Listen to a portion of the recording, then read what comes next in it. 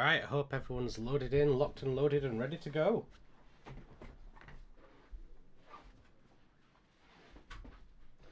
Wunderbar. So, I'm just get a hello from everyone just to double check on the audio.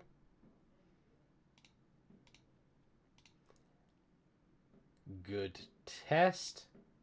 There we go. Now it should be turned on. Hello. Hello. Right, so we're back in to this madness that is happening. So where we left off, our wonderful party, the Faded Few, had arrived victorious champions of the Victory Pit, managed to defeat all the wonderful monsters at their behest, and even managed to beat the champion, though it wasn't exactly a fairish fight to say. The champion did have his eyes set out on utterly annihilating Zalco. There seemed to be some previous past history between the two, and it wasn't exactly a even fight with all six of you having to take him down. Still, you did, and you were paid, although the pot was a bit exaggerated, and a high intimidation check from Mavie made the owner step in and agree to pay you as much as they could. Nevertheless, you step out, heroes celebrated, crawl your ways back to the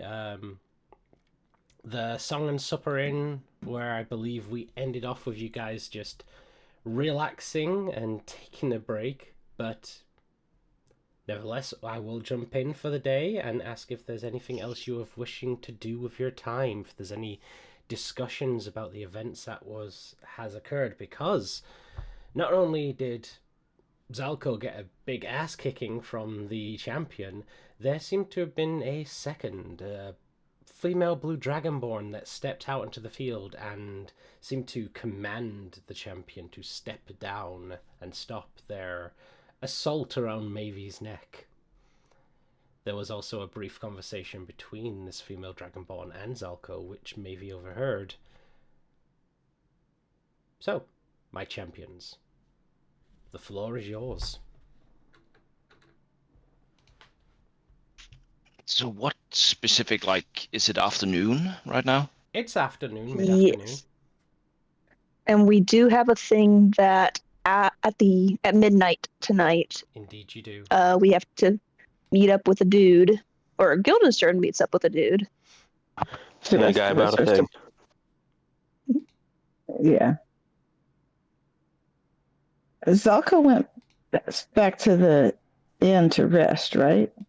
Yeah, he basically kind of, I guess. Probably a few of us could use a short rest.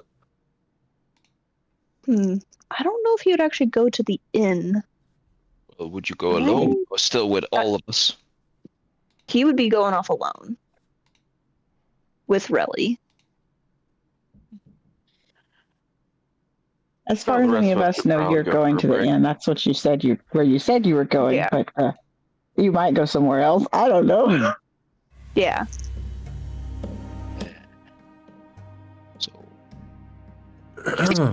well, we'll ask Mavie. So, Mavie, that other Dragonborn, is that a lost family? I don't know anything about it. Oh, really? I thought all Dragonborn knew each other, just like us gnomes most of the time. Sometimes, yes. She's not my mom. It's not true. Didn't say anything about mum. What do you mean, mum? What is that? I thought everyone you knew were gone from, that dragon land of yours. What do you mean, mum?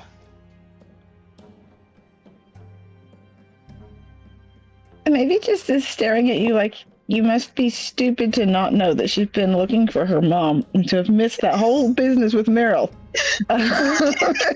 Yes. Yes, he has. Did you notice how much he was eating all the time? And didn't find not all of you quite interesting? Not at all? Yeah, she's not going to respond to that. She's just staring at you like you are completely stupid.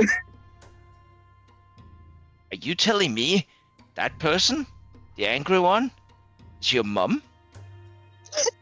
I said she's not. You sure?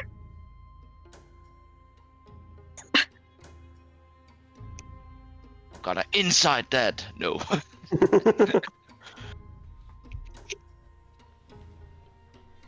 So why? Oh, sorry. It's not true. Do you know what that champion, why that champion had it out for Zalco like that? Do you know what was going on there?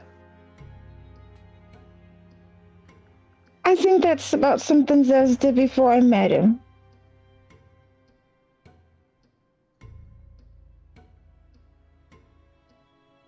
I don't really know what that's.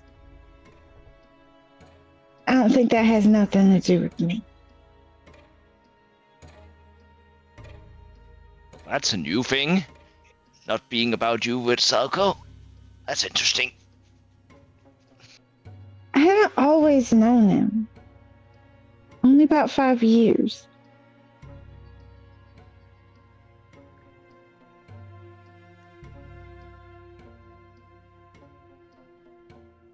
We met the day the city fell, and we Salco just never. kind of, Oh, sorry. found each other, ended up together. And we helped each other survive, and then we just stayed together. We didn't know each other before that. And I guess he done some stuff before that guy's mad about. You're telling me for the last 5 years, yes? He hasn't told anything about like the bad stuff or invention or people to be afraid of or something not to do, right? Nothing? Enemies he may have made? He didn't seem to know what that was about either. Like, I don't think he knew that guy hated him. Or that guy existed. Like, I don't really know, though. Well, he might not know who he is, but he might Or know maybe to he's pick just some... lying about everything, because he lies about everything. Don't we all? It would be interesting to know what kind of bad stuff he might have been doing. What else has he lied about? Well, I mean, he didn't tell me things he should have.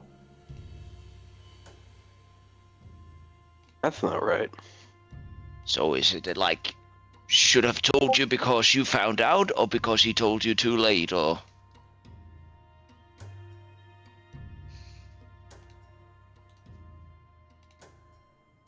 He knew that Meryl's lady. He knew she wasn't my mama, and he knew she used to had a tail, and she couldn't have been my mama because my mama didn't never have no tail. But he just didn't tell me, and he let me make a stupid idiot of myself. Were you gonna listen to him if he did tell you? If he told me that, I mean, if I know she had a tail, I wouldn't have thought she was my mom in the first place. He didn't tell me nothing. Didn't even try.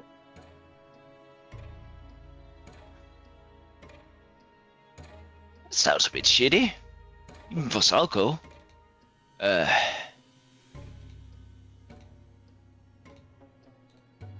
Don't know what his reason is. Maybe he doesn't even know himself. You know, things change. Minds dribbling, all that. Also, did anybody else hear him say something about his son? Son? Yeah, when he thought he was gonna die, and he said something about maybe he'd see his son. Oh.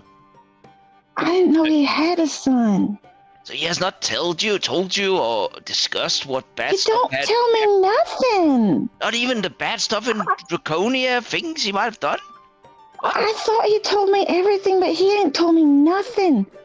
He's got a whole life or something that he ain't never said nothing about.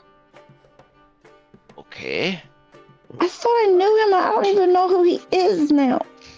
It sounds like I he has. thought we told each other everything. Okay. Sounds like there's more to Salgo. Stuff he's not telling, and people that don't like him because of He's got something he all did. kinds of secrets. Yeah. Maybe he has his own reasons. Maybe. We all have our secrets. Bad stuff. Some of us has even more bad stuff than people after us. It seems like Salco is just like me. He takes a bit of a drink.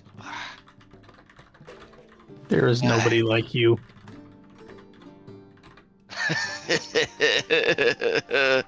But I am sure Ain't that true. Zalko really cares for you. So many times he puts his own life in line to protect you, so he cares about you. But and sometimes caring comes with lying and hiding stuff, maybe. So That don't seem right to me. You shouldn't lie to people you care about. not everything is right, but some stuff that don't seem right comes from the heart and the will to do good. I'm sure Zalko wants to do good. He cares for you. Yeah, probably because he said something bad that may lost him his son. Now he has found a replacement in Maybe, and don't want her to get hurt as well, and more children dying. Yes, and now there's an attachment. Yes, we get it. We just need to know.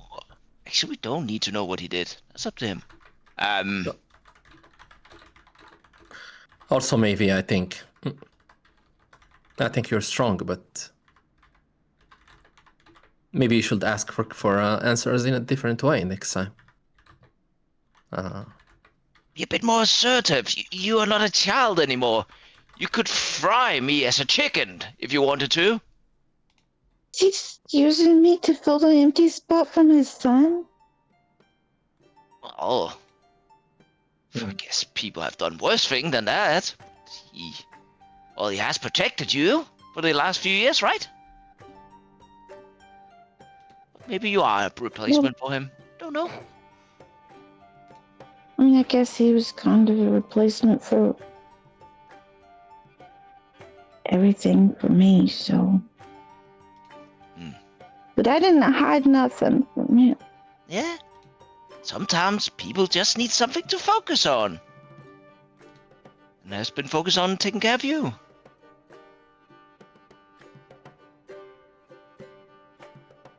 I guess.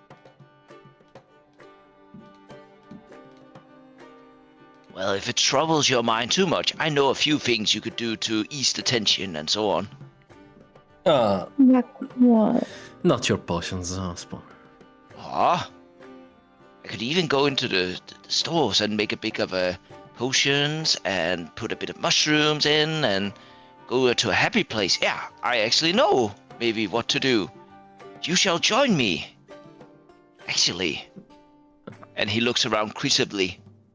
You guys, if you want to spend just a little bit of your money on a I'm secret. keeping my money for books and spells and scrolls and stuff. Are you sure, maybe? As he looks inquisitive up at you from beneath with his eyes up, like, wouldn't you like to have the best experience ever of just relaxing? I want free, to and know. you can just for, let's say, 10 minutes, half an hour, just forget everything and come out with a clear mind, and then you can actually read without thinking of all the shit that has happened in your life and with Sauko and your mom and so on. Actually, I just would rather get a book and forget everything by reading. I could just. She pulls out a book. You can't hide behind those books forever. I understand that you need answers, but maybe this is not the right time to ask Zalko for more explanation or for the full truth. But as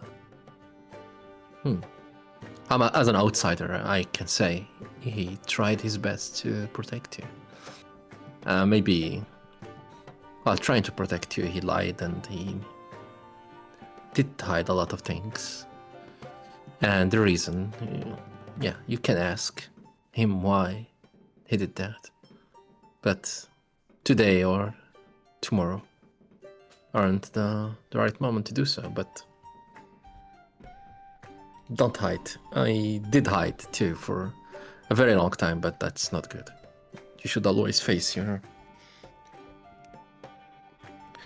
those problems, those lies, face them head on, no matter what. Maybe. I'm sure you can face them your way. Anyway, Spore. We're bothering maybe. Yeah. Or maybe you could just, forget about it. Do a bit of fun. Get a bit of experience now. Do a round and see what she wants, right? But maybe, in a big town with possibilities. And we got jing jing jing gold coins. There's What books. What I want is books. That's what I want. See, probably the only thing you know. Maybe you should try more. I never have no books at all till after. I couldn't even read till after I met Zalko. Did he teach you to read? Yeah. Well,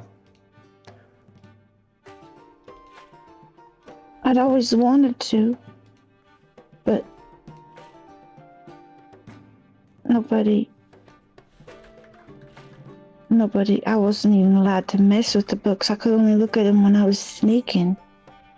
There was always something about books that just, I needed them, I just always wanted to have them, to look at them and to understand what they meant. And Jazz taught me how. Maybe. see? Are Ravnites typically not taught how to read? I mean, some can. I didn't. I don't know. Would most Ravenites know how to read? Maybe he was taken away when she was pretty young. I would assume no. It's not so much of the case of like, we need to keep these slaves de-educated. The Ravenites were very subjugated for a long time, to the point where... They just didn't have the opportunity. Yeah, I mean, there were probably many who did read, probably many who didn't. I mean, it's just a fantasy world. Not a lot of people can read. Yeah.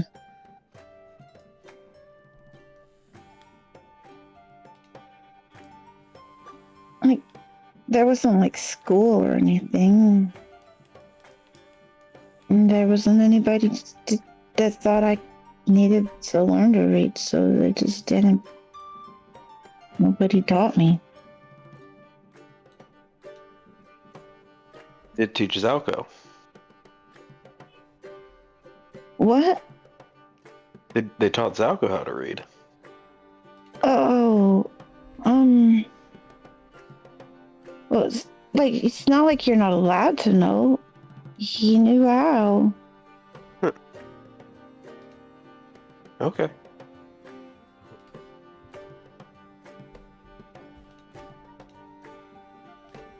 You could ask him about that if you want to find out, because he doesn't tell me stuff. Yeah, I think I will. Sorry, Mouse. Oh, don't worry. I'm thoroughly enjoying all of this.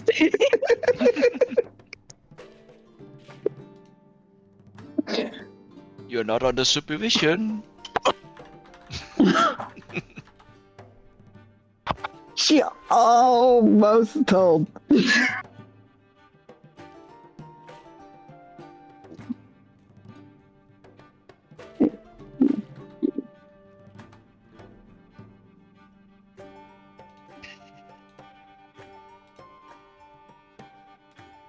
Can you talk about somebody else now? I'm tired of talking about me.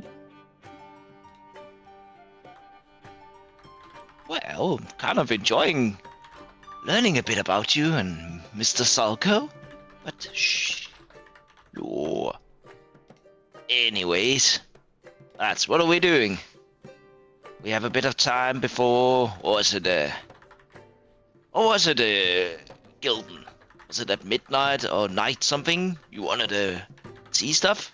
People? Right? Yes? Yeah, He's yeah, gotta well- meet that guy at midnight behind the song and supper.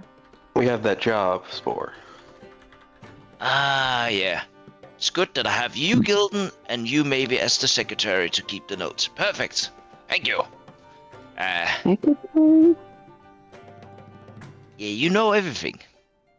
Keep on track. Keep it up. Good work. You're doing well. You wanna go try experience? You wanna relax? You wanna buy stuff? What are we doing? Anyone? Oh, we all have this little jangle in our pocket. We may as well enjoy it. I don't know if that's gonna be some retail or if that's gonna just be some drinks, but in either case, I'm happy to jump around a bit. Well, I really wanted you to let go with me later on to the, did I ever tell you about the, as he scoops down just a little bit, did I ever tell you guys about the caravan hand? The one that didn't want to talk too much? And he thinks, I can't remember his name, but he was an orc, I think.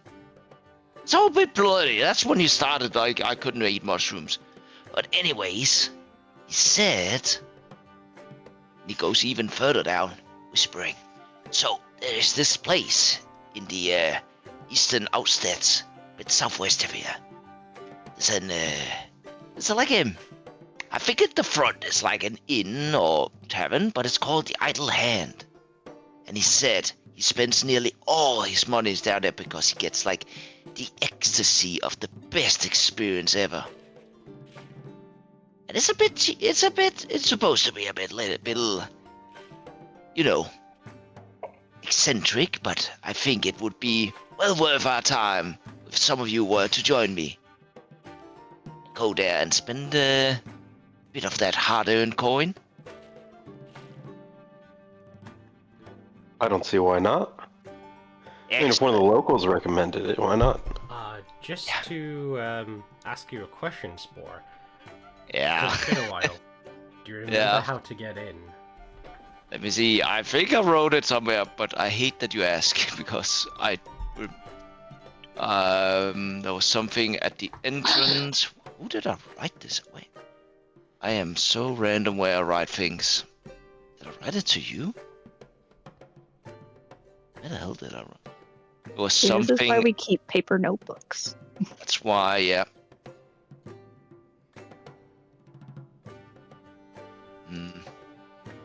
I've got almost 2 years worth of notes of game stuff in here.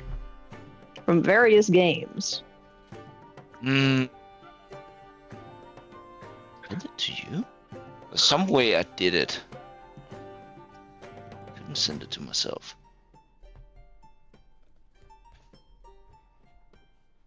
Yeah, I started this journal when we were playing Waterdeep.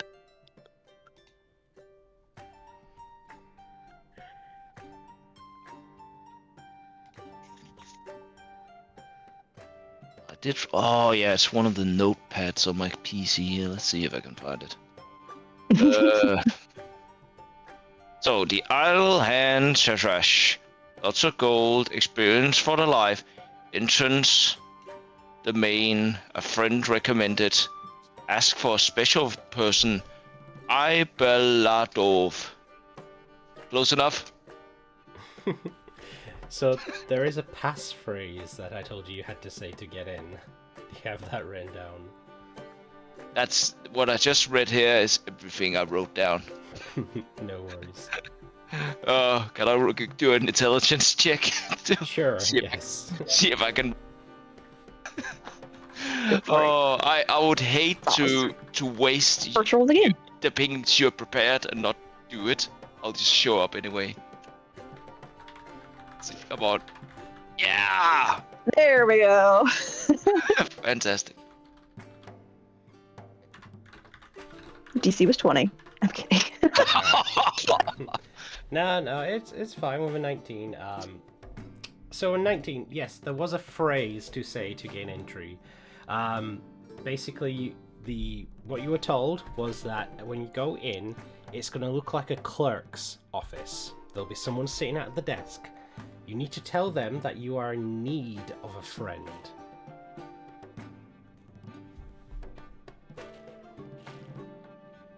I might have understood. I did write a main entrance.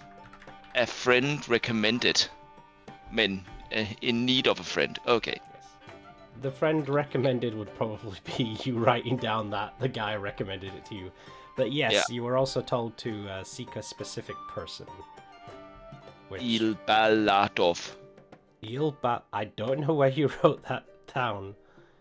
Baladov? How did you spell that? I'm kind of curious too. I wrote down because everything goes so fucking fast when you're actually not that fast when you. But I'm trying. That's at least the name I wrote down for a special person. Spore, you need to lay off the shrooms. Well, No, I'm teasing you, Drag. my dyslexic mind, yes. So yeah, guys, it's a special person. We go there. It's like a clock office. We ask for. That's a special saying. I'll go. But perfect, Mr. Guildenstern, always ready for a good experience. That's why you are with me, right? I'm bringing the experience, right? Oh, of course. What exactly is this place supposed to be? Well, he didn't really say, but he spent most of his money there. He said it was, and he almost looked entranced when he's talked about it. Said it was an experience for a lifetime. I think it would be perfect for EIdolon. And Siraj, definitely try some of the good stuff here.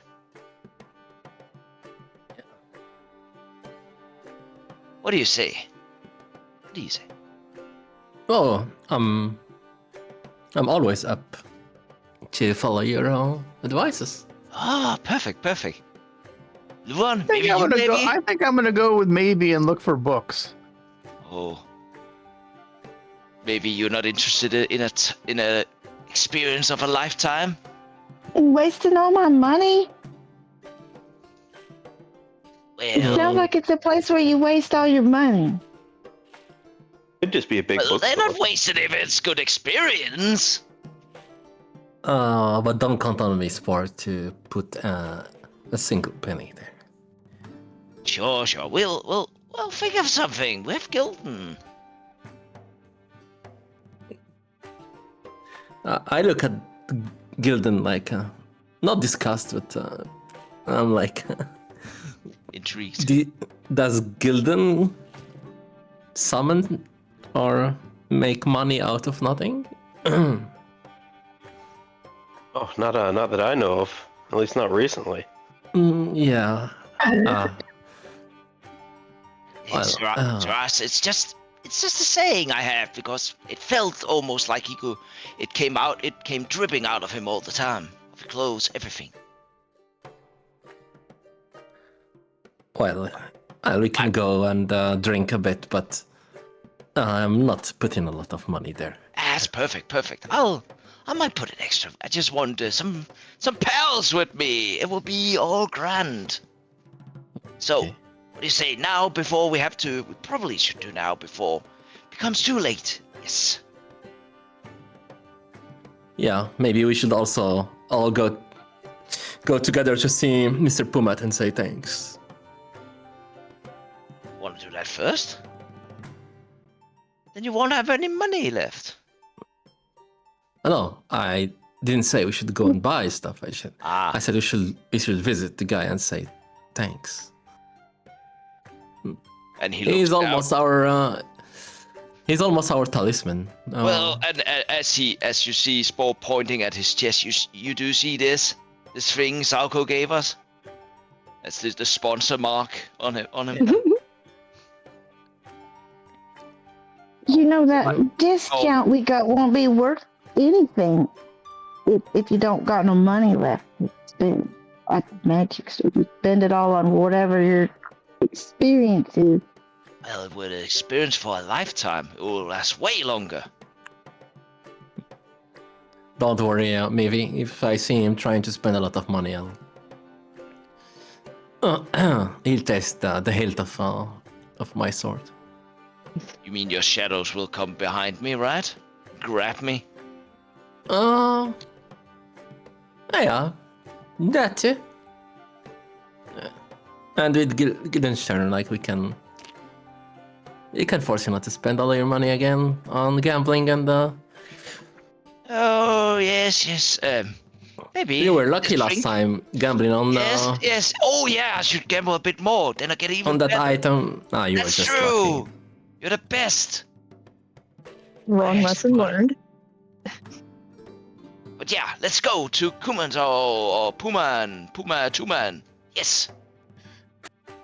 Puman the human. Okay. So you're heading towards the invulnerable vagrant. Yes. Alright. While that is happening, Zalko, where did you head off to? I think he would want to go to wherever, like a library, wherever he would think that any paper that he published could be potentially kept. All You know, I would make assume an you know a little about the investigation check. cobalt. Alright. Investigation. Nice. 21. Alright, asking around for, I mean, you're asking around for, like, books and paper, and people will start telling you about many bookstores that you can go to, but that you're obviously asking for more, formal and official stuff. Mhm. In which case, with a 21, you'll be told, oh, yes, in that case, then you're probably looking for the Archive of the Cobalt Soul, which you'll find just west of the Pentamarket. Alright. He would go there and he'd want to request that any paper that he is an author on to be pulled. Okay. Right. Well, first off, as you head in, so on the western side of the Pentamarket, you'll find the Valley Archive of the Cobalt Soul. It is open to the public, but as you enter in, you're first asked to sign in. And he does. And then to which you make your request. Currently, at the moment, there is a individual who stood there, and that could possibly be arranged if we have your works. Could I take your name or the name that you published with? Yes, Zelko Silvertalon. Zelko Silvertalon. And what was your field of study of publish? Biologic research, genetic engineering. Biologic research and engineering. Very well. Gives a snap of his fingers, and an archivist will wander over, and if you would follow me, please, sir. And they lead you. Yes, in. he followed. You're headed inside, and you do see many assortments of books and scrolls that take up the entirety of this area. Many benches that are laid out. It is very much as you expect, like the big, massive public library to be. But where there is people that are stood down and they're either taking notes or they're just reading through scriptures, there is a member of the Cobalt Soul who is keeping a watch on them.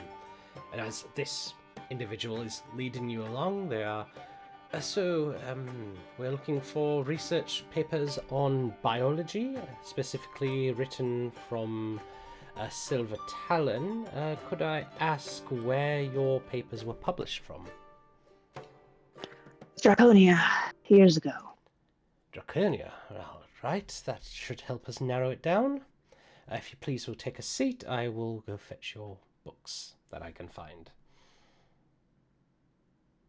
He does kind of uncomfortably take a seat, and he waits, and he's sitting there thinking and thinking. I mean, his stuff was published, and yeah, it was in Draconia, but how much of it made it outside of Draconia?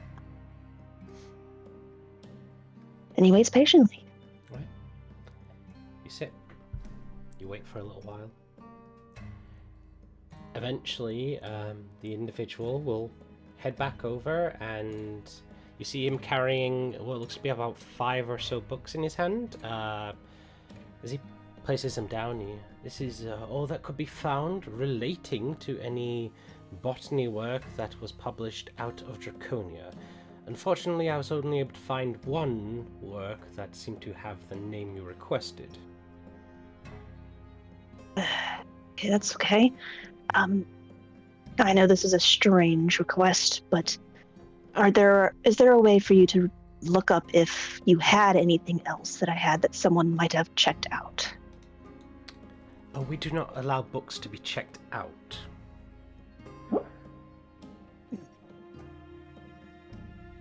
That is fine. I will look through these. Thank you. Of course. He doesn't move, just kind of takes a step back and is watching over you. Yeah. He's going to look through mostly the book that has his name on it, and he's going to look through the research. He did... Is it late research or early research? So the book itself is not written by you. It is a collection of works, but the pages that have been turned towards contains your name. This is an early bit of your work. This is what probably was equivalent to like your dissertation. Okay. He'll take out, because I do have like my own little notebook. And to which it's not like, word word for word what you wrote as your dissertation, but it's more of a like a sort of a collective of like someone's written down promising an upstart research and fields to look into, and has listed your dissertation as a reference, and it has been copied in. Bit disappointing, but also encouraging. He will take a handful of notes, mostly biological related, but being that it is not much of any detail of what he was worried about, he will close that book and actually, is there any other books you might have on genetic engineering? He'll look to the monk. Genetic engineering of what particular kind?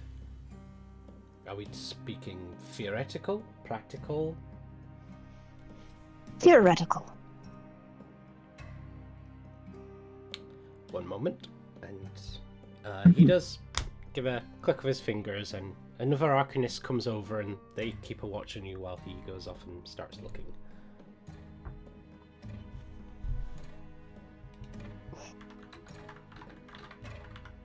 Tell me, is there a protocol for if an author of a book or paper wishes for their work to be removed from your libraries? It is no protocol, for it is not allowed. Even if it is dangerous information that has caused harm? Any information that has been deemed dangerous would be kept in more secure grounds. All the information here is knowledge that is available to the public and has been determined to have no threat of danger. I need to know, is anything that I requested in that secure location? That would be not of myself to tell you, unfortunately. I'm just keeping a watch on you until your archivist returns. How would anybody be able to access those dangerous materials? A request can Is be it placed strictly- in with the Cobalt Soul, and we would look into the matter and see if it is available to be delivered, but it's not something we commonly would allow individuals to request upon.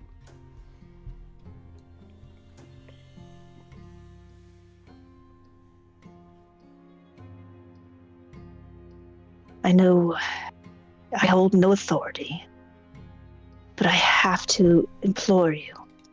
If any of my papers are in that vault,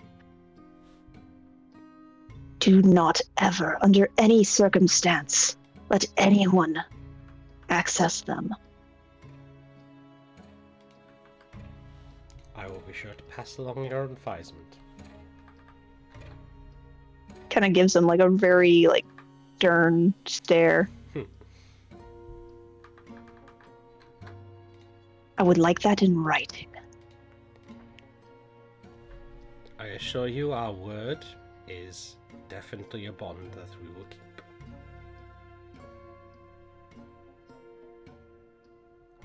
Kind of snorts and he waits to see if they bring him any more books that he requested. There is a while, but more books are brought, and as the archivist is bringing it, if this is your request, sir, we will leave you to it. We will be keeping a watch, of course. However, we do feel as though this is a limit. Let us know when you are done, and if you wish for more books, we will take these back and replace them. And he places a few more down before you. About 4 more tomes. He's gonna go ahead and go through them and see if he can't find anything that's detailed how to do, and I mean obviously theoretical, but it's theoretically you would be able to do this by doing that. Hey ChatGPT, how do I make an atom bomb?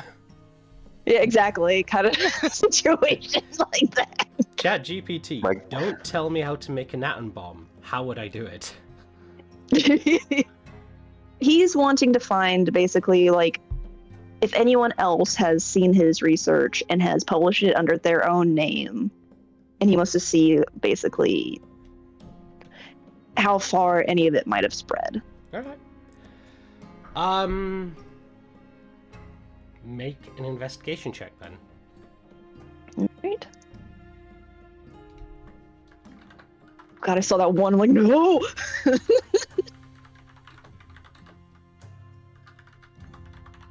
Yeah, that was it. Alright.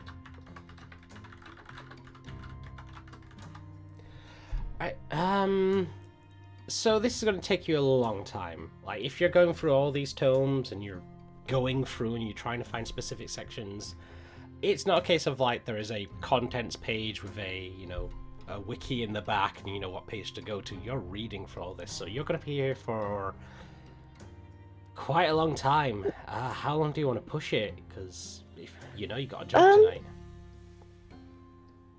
He is thinking about it, but he's also not thinking about it. How prevalent is light in this environment? It's well lit. It's a very well lit library. People are doing research here, so it's obviously well kept. He will keep going until he notices that there is no sunlight through the windows. Okay. So you're still looking at a it's 2 now, so a good 6 hours, 5 hours. Would any of that constitute as a short rest? No, you are doing work. Okay. This isn't That light is reading. fine. This is you meticulously researching. That is totally fine. Relly is on the steps of the Cobalt Soul because she was not allowed in, obviously, and she's just kind of sitting there bored. So, Okay. yeah, that's what he's going to do until it gets dark.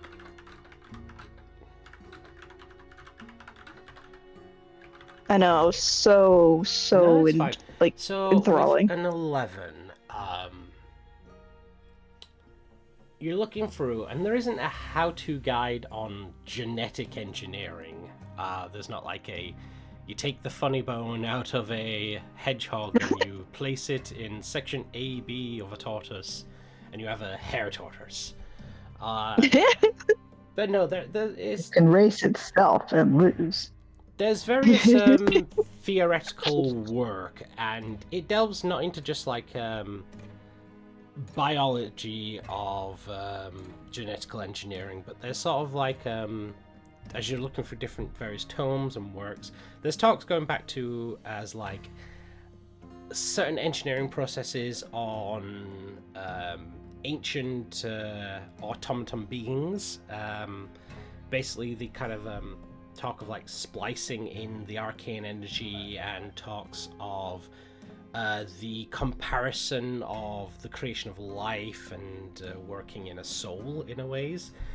There's more relevant talks to what you look for, which is certain arcanic wizards and mages who delved into the study of taking various forms and genetically altering them. So druidic beings that have the ability of wild shaping themselves, they were trying to sort of mimic that and see if they could push the boundaries on how they could transform themselves into beings that weren't of material existence, and things of legends, of things that have not been seen before, sort of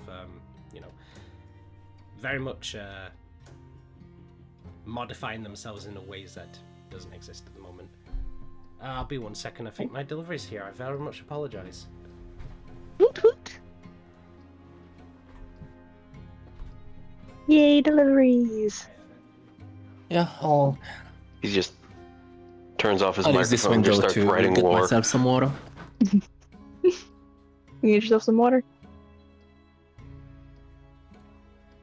Oh, sorry guys. Zalco's very right now singly focused.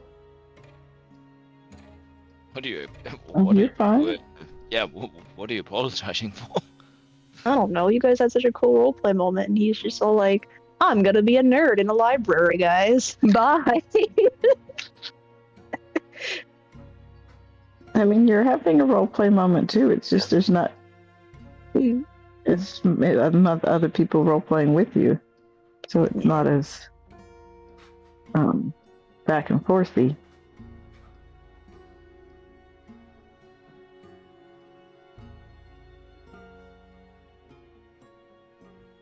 Also, there's stuff about automatons in that book. I know. He's definitely gonna be taking notes on that. Okay, just making Who sure. knows? Maybe I'm gonna be multi-classing into Artificer, guys. Yeah. Alright, sorry about that.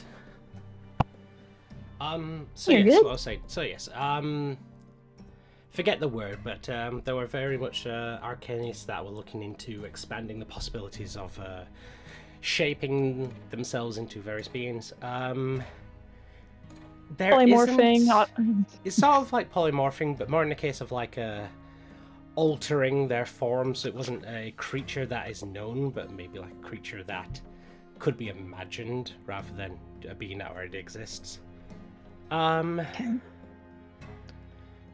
But with an 11, you're not finding anything that is like specifically Like what he worked on like specifically. what you worked. I mean, there's various talks and there's like various scriptures of debates and stuff being taken place at where various people talked about the unnaturalness and the mistakes of trying to play gods, but with an 11, Which he scoffs at. there's not a super lot, unfortunately. He will take notes on the whole automaton stuff because that does intrigue him with the splicing and stuff. Okay. But after seeing that it's dark, he looks to the monk. This library is always open, correct? You don't have holiday hours. Correct. I think I might be returning to my Very well. Is there a specific time you open, or is this a 24-hour kind of situation? We ask that if you have business, by all means you can return when you wish. So no time too early. I do thank you for your patience. And do I need to return these books or just get up and Yes. leave? You can leave. We will see to the books. Thank you. And he takes his, papers that he's written on, puts them in his little notebook, and he leaves. And he's gonna go see if he can't rendezvous with his group, Alright? because it should be, dark, late, but I don't know what they're doing in that meantime, so they get other stuff. Of course. So, in that meantime, you guys have basically 6 hours. What would you have liked to be doing during that time? Or rest? If you wish to have rest, you can go ahead and go up and rest. I thought we were going somewhere. Yeah, we are going to meet Pumatsol, but And then to the yeah. Idle Hand? We have no idea how long it lasts, but well, Okay. why not? That Supposed case, to be.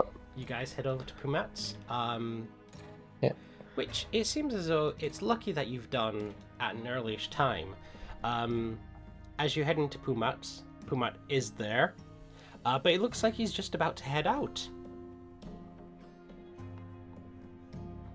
Hey, how you doing? I was just about to go out for a drink. Well, would you care to join me? Where's your usual watering hole? I tend to mosey on around every now and again, but I was thinking about checking out the launch of the Eclipse. It's just up the road. Oh, sure. We could join you. We want to come by and just thank you for your patronage. So we Not a problem. You guys have done me a favor. I've had some requests already been put in, and oh boy, I think I need to look into getting an assistant. Yeah. is help easy to find around here? Yeah, help and good help are two very different things. Maybe the time you find someone who can work full time with you, maybe we can bring our best wizard to you. I'm sure she can lend you a hand. Who, the Dragonborn lady? Oh yeah. I think I'm there. She seems okay, but my work is pretty demanding.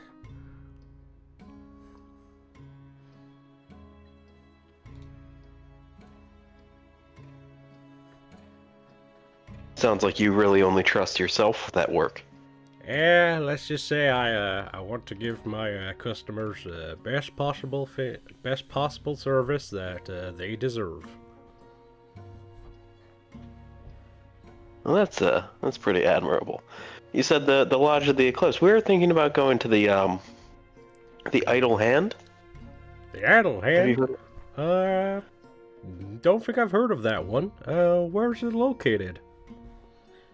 Where did you say it's for? The Eastern Outerstead? Yeah, but it's a bit exclusive, like very expensive stuff there. No offense, fellas. The Outersteads are not a place I like to find myself well by myself. That's why we're going as a group. Well, I wish you the best of fun. Just not my particular type of crowd. We may as well have our first drink or two with you. I mean, how else can we say thank you for such a great business experience that we've had so far? Oh, no need. It was thank yous all the way around. We might come to meet you again before leaving the city. Well, I definitely hope so, as some of you have some items that you need to pick up. Yeah. Alright, well, take care, fellas. Yeah. Have a good day. he'll head off and leave you guys to your business. So, you really want to go there, Spore?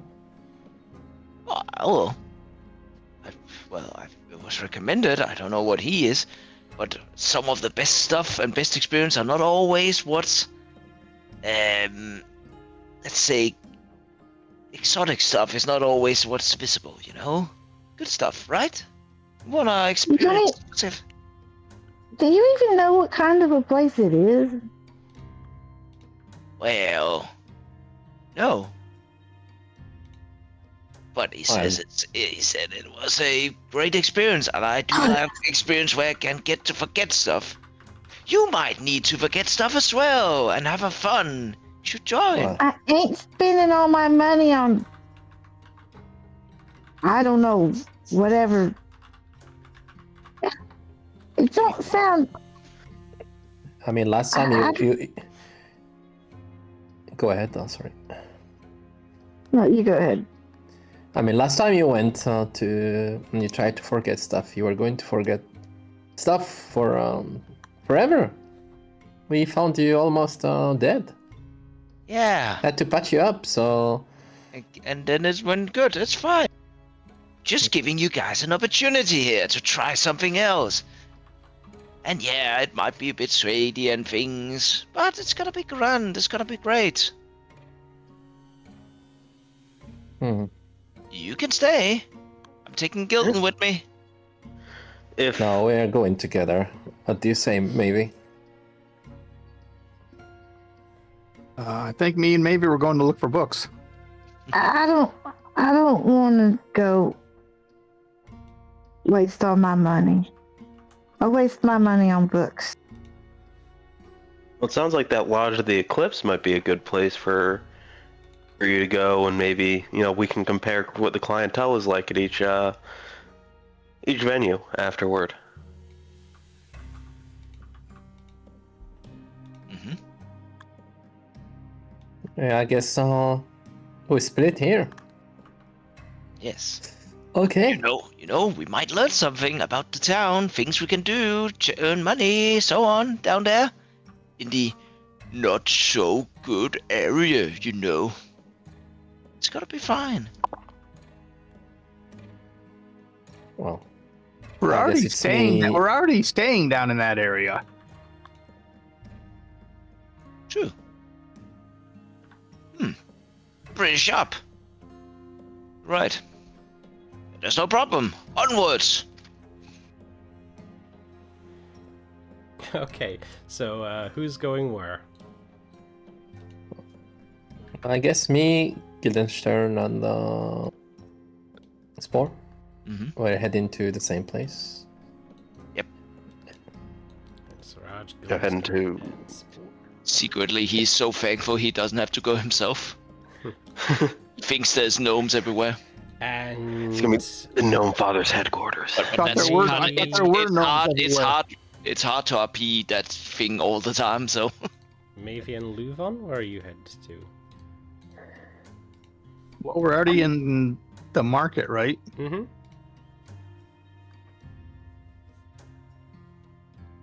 He's just gonna follow maybe 'cause she's looking for books. Oh, she was just gonna follow you. She doesn't have any particular. She just doesn't want to go to that place where they're going. That sounds way shady. He'll ask around and where if there's any bookshops or scroll shops in the market. Go ahead and make a investigation check. You can do with advantage if Mavi's going to give you a hand as well. Sure. No, I should have helped maybe.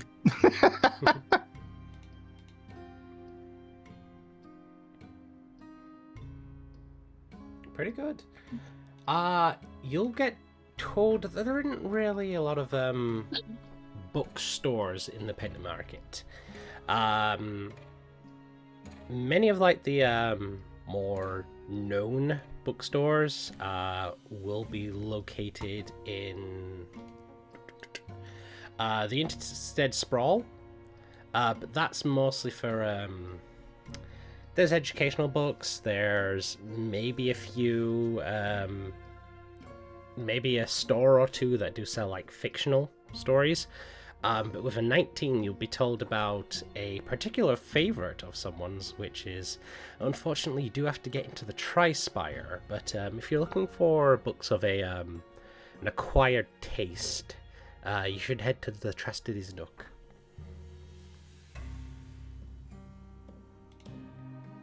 The what? The Chastity's Nook. Oh, Chastity's Nook.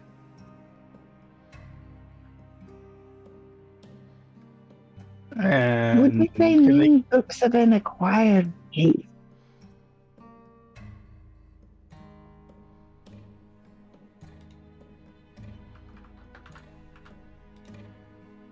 Tomorrow. If they I don't mean, have what sometimes- you're looking for, I'm sure they can give us. They probably know their competition and give us some other places. Yeah. When people talk about food that lots of people don't like, but some people do, they say it's an acquired taste. Like if you have to try it first. I don't know how that would be books. Maybe it's kinds of books that only certain people like. Or you have to read it for a while before you get to liking it. Let's go find out.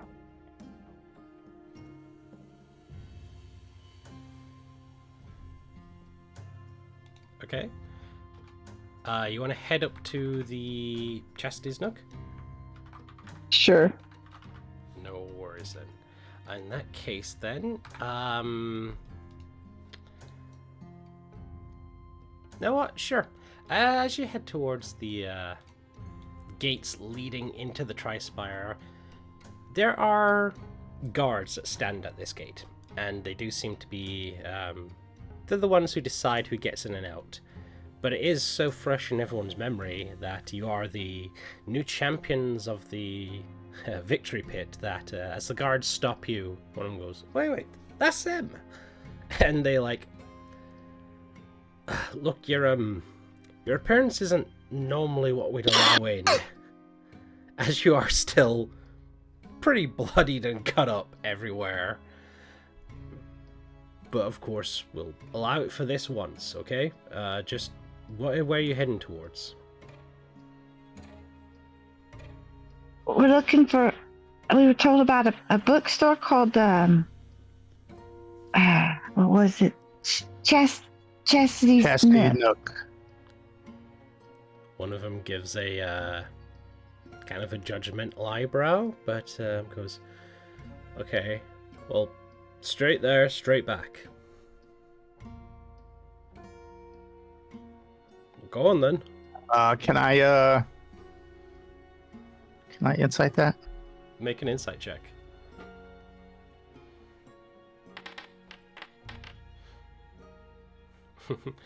Which part in particular were you inciting? More the judgment, the look that he gave us. It was definitely some kind of judgmental look. Like, oh, you're going to there. Is there something wrong with that place? Not something wrong. Just, I guess everyone's got their tastes. We asked in the market about bookstores or scroll places that sell scrolls, and just that's the only name anyone gave us. Oh, they definitely do sell books, that's for sure. You wouldn't have to know any other places, would you? Off the top of my head, I mean, what type? I mean, are you looking just to go read some books? I'd probably suggest heading towards the Archive of the Cobalt Soul. But, yeah, if you're into that type of stuff, yeah, then head on over to Chastity's Nook. I think she's looking for books to study at night. Oh, if you want... Well, yeah, you have to research papers, research books, things to study. They'll look to I me. just like all the books. Well, then, yeah. I never met a book I didn't like yet. Well, then, yeah, head on over to Chastity's.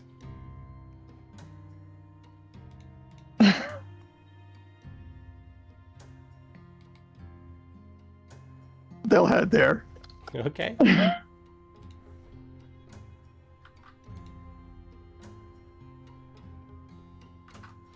Alright, so, as you head on through the streets of the Tri-Spire, you get a couple of looks based on your appearance. There are a few people who recognize you and kind of point you out but continue along their way. You definitely do stand out from the crowd in this area. This region screams of like wealth and standing, and maybe you feel a bit self-consciousness not drying the blood from your armor as you walk through these streets. Baby, can you do anything about the blood? I should really get that one. I don't think I have prestidigitation, but let me check. No, I don't have that one ready. If your stuff was broke, I could fix it. Mend it. I can switch out a cantrip thinking every morning. So I could get it. I just would have to give up something else. No problem. But I ain't got it right now, so I can't. Sorry. Nevertheless, you head over through the Tri-Spire until you reach the store in question, Chastity's Nook. The exterior is designed to resemble a thatched roof cottage and has this beautiful cursive sign that hangs over the arched main door. It has textured purple curtains that you can see in the windows on either side of the doorway. And as you head inside, it has this very lush, cozy interior that's divided into a front and a back room. The front room has one long chamber with shelves and a central table that has progressed from tawdry goods and knick-knack towards shelves and stacks of books that has painted covers. You can see interspersed between these leading towards the back room are large hanging tapestries of beautifully painted nudes upon the wall. There are scented candles, oils, and incense that creates this pungent mix in the air.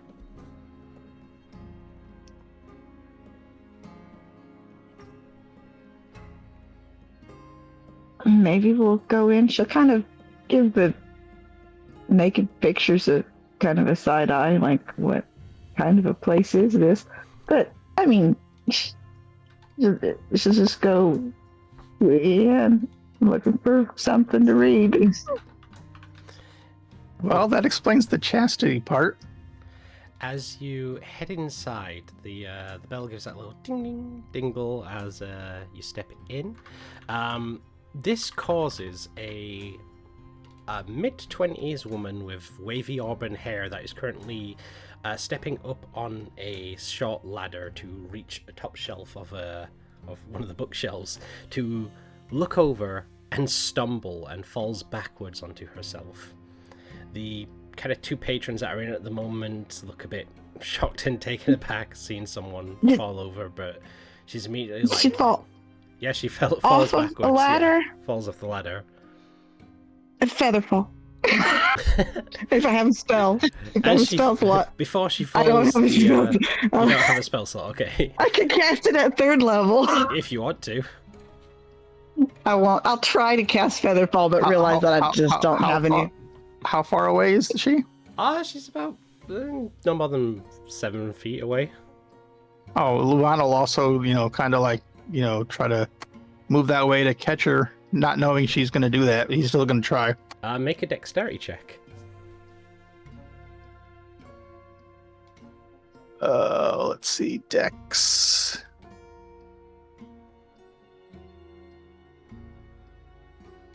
Check, right? Just a plain Dex. Yes.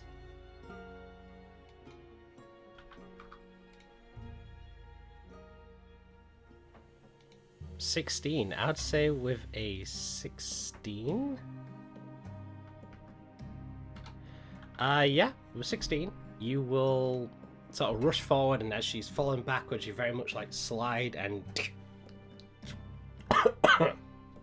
you catch her as she falls. Probably a little slower than I anticipated. But nevertheless, you do catch her, and there's that moment as she's No, because my feather fall didn't go off because I didn't have the spell slot for it. Oh, there's that moment as like you catch her, and she's like fall backwards, and she's all shocked, and then she's like looking up at you, and it's kind of this meet cute moment as like her eyes go very wide, and you see this person is God, how best to describe her? It'd help if I can get my notes.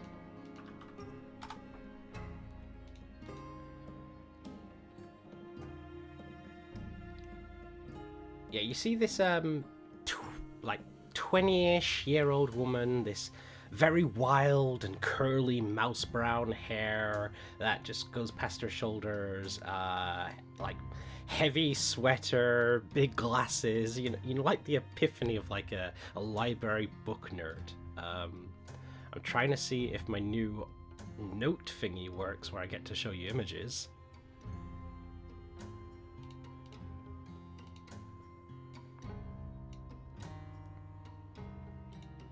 There we go.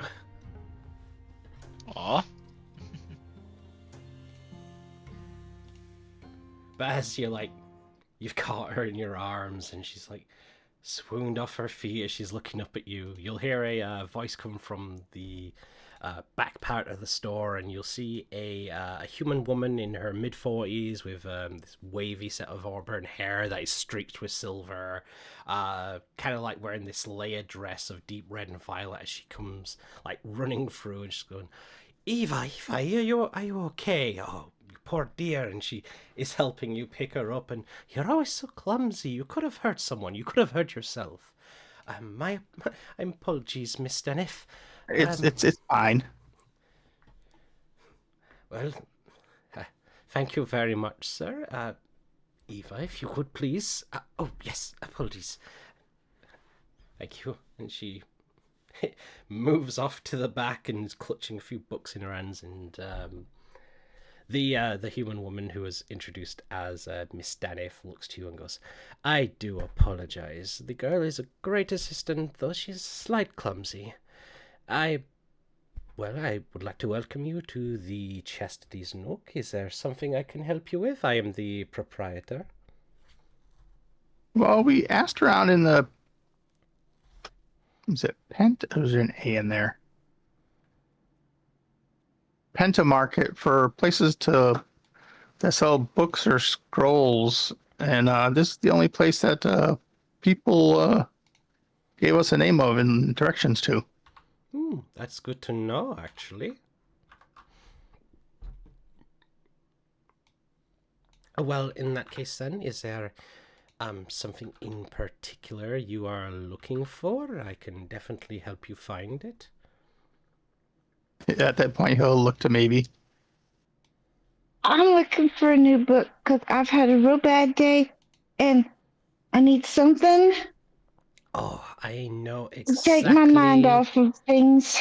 I know exactly the feeling, girl. Come with me. Let me help ease your worries. And she's gonna take her arm round yours, and she leads you in. She goes, so what can we find for you? Are you a particular fan of... Are you a particular fan of all the books? spice? Are you more interested in scandalous romance? Are you more of a peruser of daring heroes? Or are you more into the dastardly bards? All of it. I never met a book I didn't like. All of it. Oh, well then. And she's like led you to the counter, to which she picks up one of the books that's by the side, and she goes, well then, may I interest you in our newest edition? This is a sweeping sensation that has just been stocked. It is called the Scandal at the Sapphire Salon. How much is it? This is a new print, has just come in. It is 4 gold currently at the moment. I'll waste my money on books. Yeah, absolutely. I'm buying it. Okay. I'm trying to find a good music for this area. That'll do. But she goes, oh, well then, I don't even need to sell it to you. Please, by all means. And she, like, puts it to the side and goes, you just here after the one? Do you like some other books? Do you have Yeah, space for more well, books? no, I don't. I probably don't have space for this one. I'm gonna have to carry it in my hand. So she like puts it to the side and she starts telling you about it. She goes, well, it is the latest sweeping sensation across the dash. It has come under a bit of scrutiny at the moment because they say it is a thinly veiled depiction of actual nobles of the Zidash upper class and their scandalous affairs. That sounds neat. That sounds. I can't wait to read it. Wonderful. And she pops that to the side and she goes, so another one? Let's see.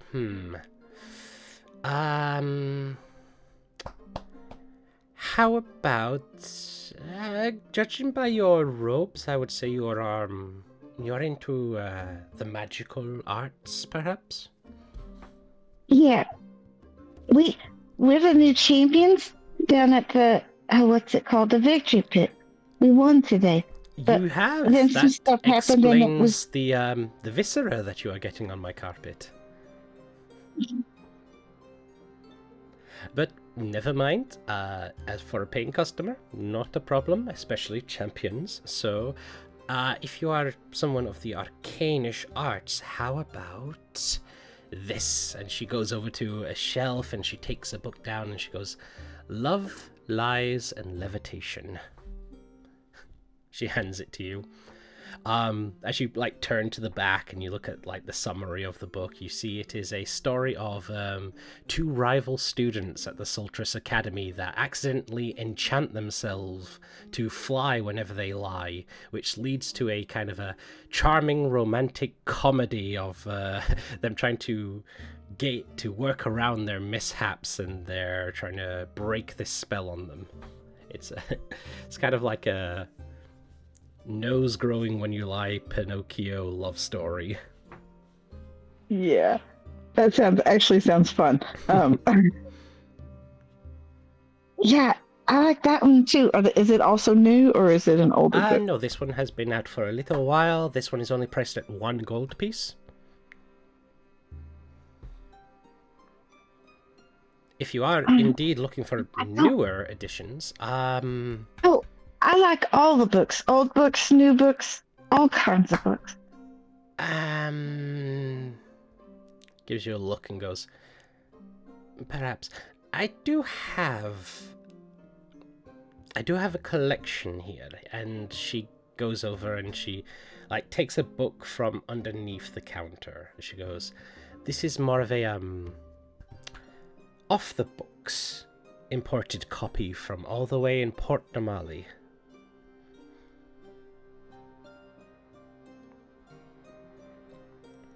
So What's she's gauging your reaction to see if you're interested. I am maybe is on the edge of her seat. So She's not sitting down, but if she was, she'd be on the edge of her seat.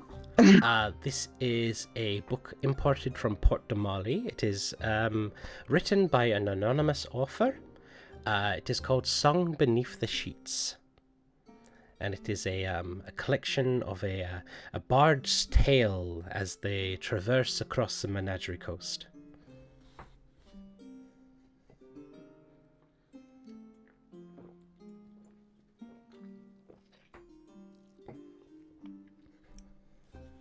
She's thinking about that, trying to she has not really clocked what kind of a store this is yet.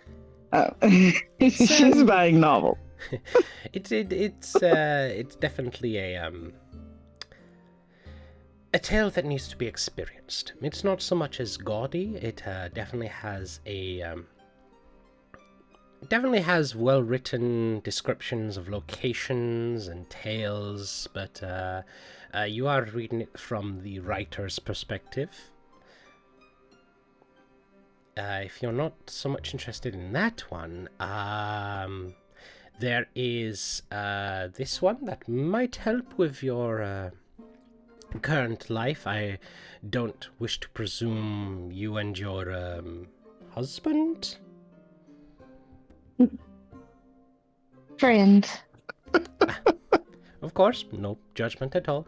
But this is a guide that has helped many of our patrons here. This is Binding Affections, a practical guide to emotional entanglement.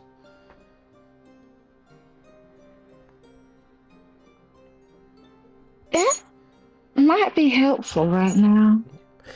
She hands that to you, and as you have a bit of a flick through, it seems to be a very like half romance story that is written into this kind of self-help psychology book where it talks about romantic metaphors that kind of relate to real world situations.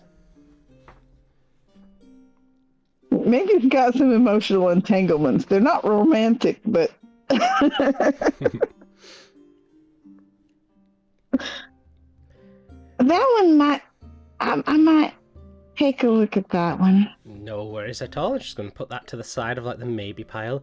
I mean, we have so much I could offer you. We have of knights and nymphs if you are interested in the fantastical realm of the Feywild. We have the courtesan's cipher. It is a bit more of a. I went to the Feywild once. You have? Well, then I will. And she goes off and she finds Of Knights and Nymphs, which is a satirical romantic epic that features an overzealous knight who pledges himself to a Fey spirit, only to discover she takes eternal devotion quite literally. I don't have room to carry all these. Can we Maybe can you? like book on book on book on book.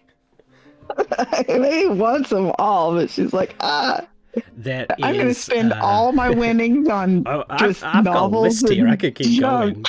There's the Courtesan's Cipher, which is a mystery romance that follows an undercover agent posing as a courtesan in Nicodranus. There is The Minotaur's Maiden, which is a surprisingly tender story about a farmhand's daughter who befriends a lonely guardian in an ancient labyrinth. There is The Velvet and Vengeance, which is a masked courtesan in Rexentrum who seduces nobles to extract their secrets, but her latest mark might be her long-lost love that she thought was slain in the war. There's The Duke's Bewitching, which is a story about a bored nobleman who hires a mysterious mage to spice up his dull estate, but the magic she brings awakens far more than his library candles. Levon, you're going to have to help me pick just a few, because I can't carry no more. You wouldn't happen to have a bag or something we could put these in, would you? Maybe a sack? Not exact. I could ask my assistant if she would not mind rushing out to purchase a haversack. No, just like a, just something to, carry them home or to the inn in. Oh, you want a plastic bag? Okay, that'll be a 15 gold charge. Protect the planet and all that. How about a cloth bag or a paper bag? Sorry, they're out of stock. They're always out of stock. How else do we get you to buy the plastic ones? I'll just carry them in my hands. I can carry a few for you, but maybe you should stop with this number. I mean, I haven't said yes to all of them. Oh. I have to pick the best ones. How many is normal? Is good, you think? Maybe it's 5 too many? We can carry 5. Yeah, we'll pick 5. One of them will be the emotional entanglement one. Okay, so we got the and one of them will be that brand new one. The scandal at the Sapphire Salon? Yes. Okay, so we got the emotional entanglement, the scandal at the Sapphire Salon. And just pick 3 others at random. I don't know. All right. How many are in the pile right now? She put like a lot of them. I think she put like 8 down. He's just been listing them up and just been like, yeah. Let's- I mean, 4 books each isn't that much to carry. I mean, these aren't very big books, right? I mean, if they're They're novels. Well, some of them novels. Yeah. I think generally you're talking about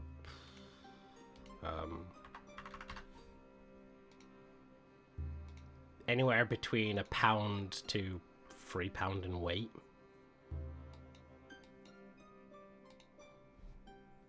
If we get all 8 of them, how much would that be?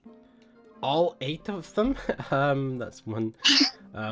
Okay, so that's 1, 2, 3, 4, 5, 6, 7, and 8. So it's basically. So it'd be The Scandal, Of Knights and Nymphs, The Courtesan's Cipher, Love Lies and Levitation, Song Beneath the Sheets, The Minotaur's Maiden, Binding Affections, and Velvet and Vengeance. How much would that come to? That is 3, 4, 5, 6, 7, 8, 9, 10, 11. That'd be 15 gold pieces. I mean, she does have a lot of money right now, but she also does value it very heavily for scrolls. Get it. But books, Get it. Get the- books, Get the books. books. I'm gonna get them all. 15 gold? Okay. Let's do it. Please knock off 15 gold, and to just save me time, I'm gonna give them all to you, Mavie, and you can decide which ones you hand over.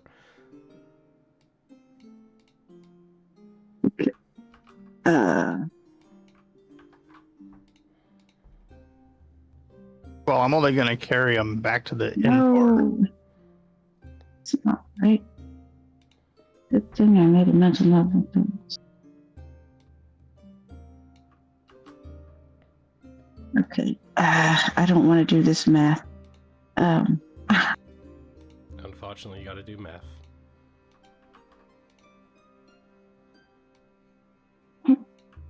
Math in my D&D game? Are you crazy?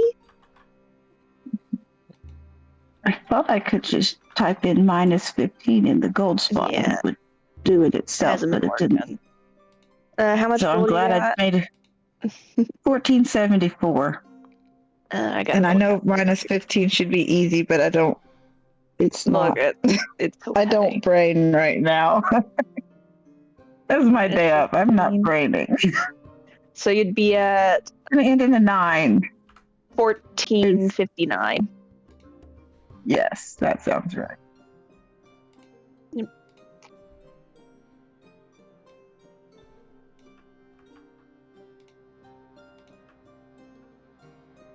Okay, so they are going to get all those books sorted for you all. I will only be a moment getting them all written in for you. Okay. Are you putting them in my backpack? Yes, so you may talk Or- amongst yourselves. okay. Oh boy, Zalko's gonna be so mad at Luvon. You took my daughter where? Oh my gosh.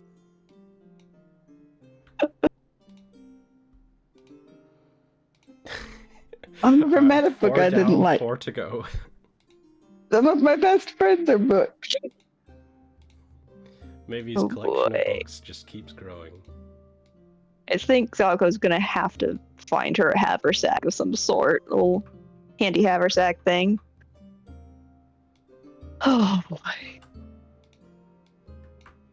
Alright, so, Mavie and Luvon, I assume you guys are probably going to head back to the inn afterwards. Yeah, because we have our hands are full right now. So yeah, we won't stop Yeah. anywhere else at the moment. Okay, in that Yeah, maybe case- had been planning to find a moment to just quietly drift off from the group, but she's not anymore. She's good. There is seats if you wish to just sit down here and start reading some of your books. No, I mean, she'd been planning to go and on a walkabout and I know, I'm do just some saying if you chaos of wanted her to own. sit down here and start reading some of your books, there are seats.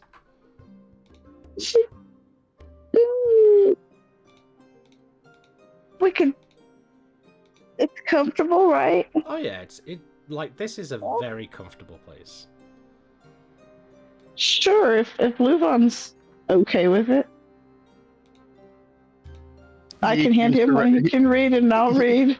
He could use a rest after the fights. Yeah, it's very much a place where there are seats that are warm cushioned seats that are set out, and the assistant who you have been you probably asked her name eventually, and she will introduce herself as EIdolon. She's currently an apprentice here. She's always been fond of books and has a real want to start writing her own stuff.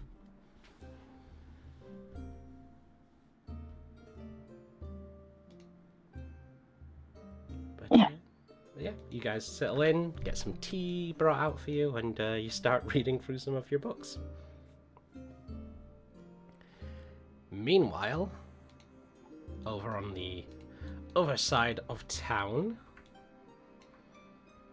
The Chaos Crew. Guildenstern, Spore, and Siraj.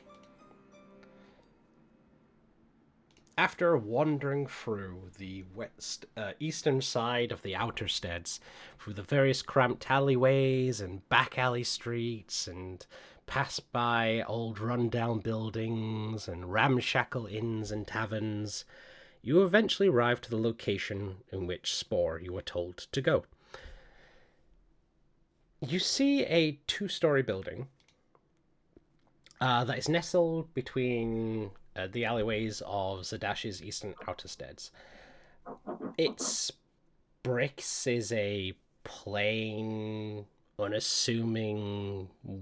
You don't even see any windows on this building. It's just...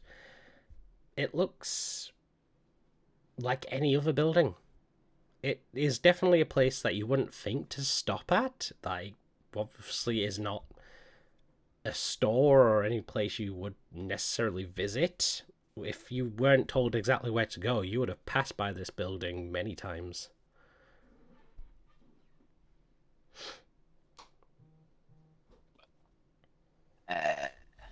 Spore, did you get the right address?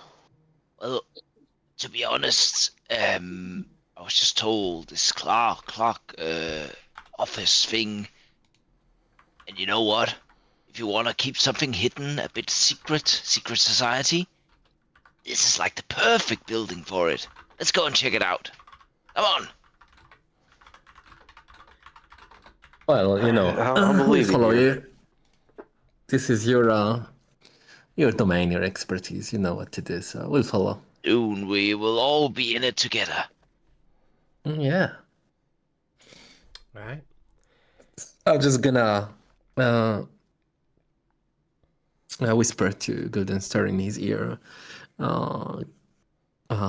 Stay vigilant. Opening the door and stepping inside, you see no more than about a 15 by 15 foot room. There are no other doors. There's just the 2 windows that are currently with closed blinds looking at the front of the building. You see there is a single table desk that is set up in front of you. There are various bookcases along the walls, but sat behind this desk with a sort of a placard sign above his head that reads Ledger & Co. Accounting Services.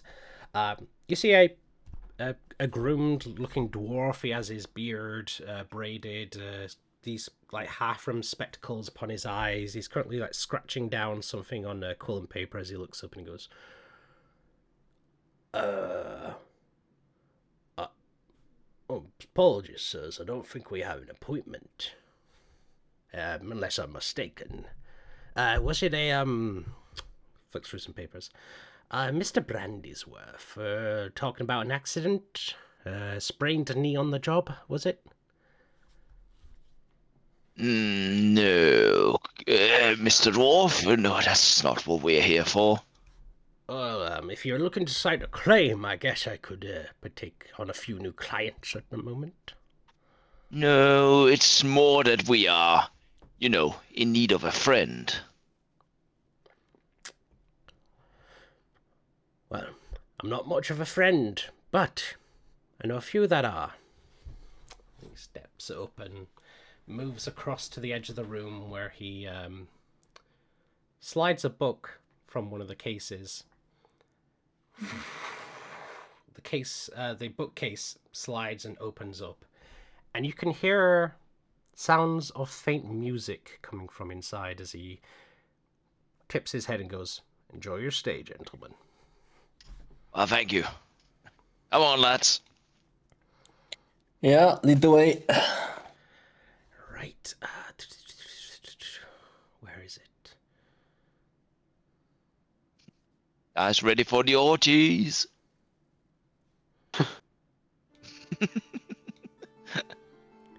You step inside. As you do, you walk down a slight corridor that is only about 10 or so feet before it opens up into a wide open chamber with warm, soft amber light that hits you immediately. As at the entrance, you see two very beautiful looking women, one human, one half-elf.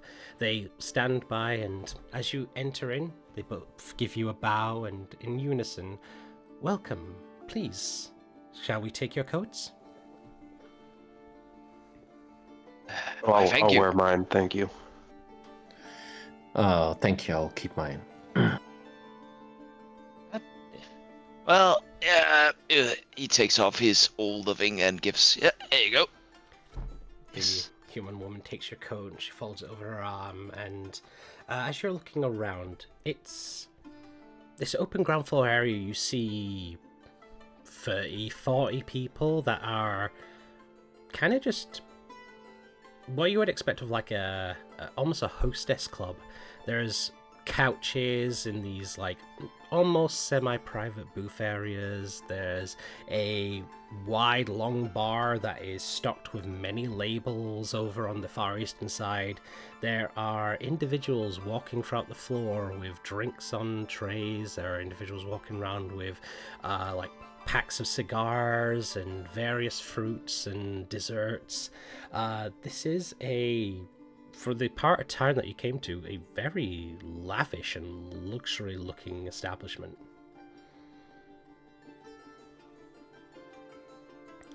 You look up and you do see there is a second floor, which you can see has various, what looks like number of rooms that decorate the exteriors. Spore, do you smell something unusual? Well, don't smell that good, so I don't think so. But I told you, lads. I told you. Welcome. Soft music is playing in the background. You don't see a band, but there is a soft string and piano music that plays. The decor is tasteful and indulgent. You see velvet curtains, gilded mirrors. The floors themselves are this polished wooden floor, but as you look down, there are petaled flowers that don't seem to be real. As you take a step forward, the flowers kind of dissipate, but then reappear as your foot moves away.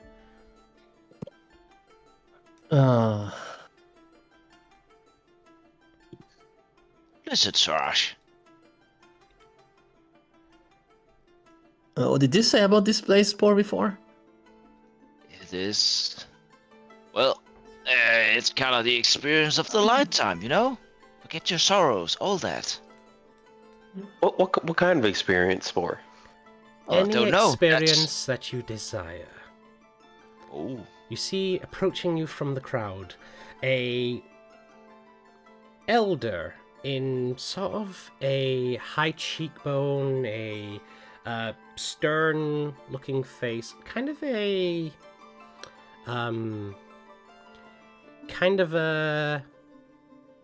Tomb Raider, Angelina Jolie kind of vibe to her in her facial facial appearance.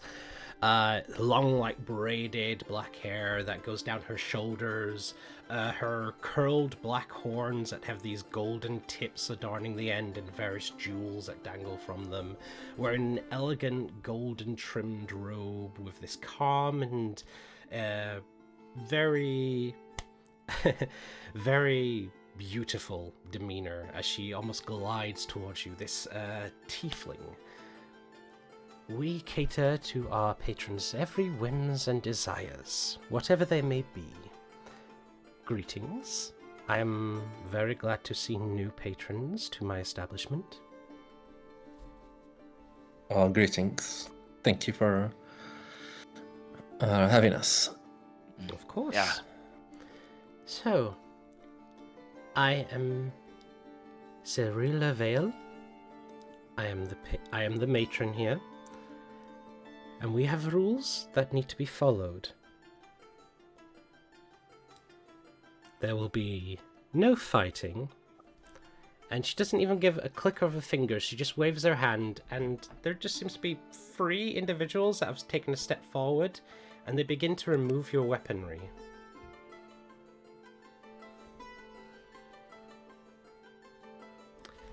With no objections, they take your weapons from you. She gives another flick of her wand. There will be no spell casting as she looks down towards Guildenstern. A woman, half-elf again, long, like, wavy golden hair, steps forward with a tray in her hand, and on the tray is a silvered ring, and she offers it to you.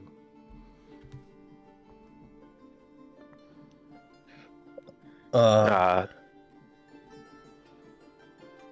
Go ahead. I'll go ahead and No, just take go it. ahead, please. Yeah. You take the ring, Yeah. put it on. Yeah. As you do so, you feel that connection to your spells just gone. No, this is kind of nice. Yeah. Yeah. Hopefully we ensure can that get to. all of our patrons are kept safe, are able to enjoy a safe and wonderful time here at the Idle Hands.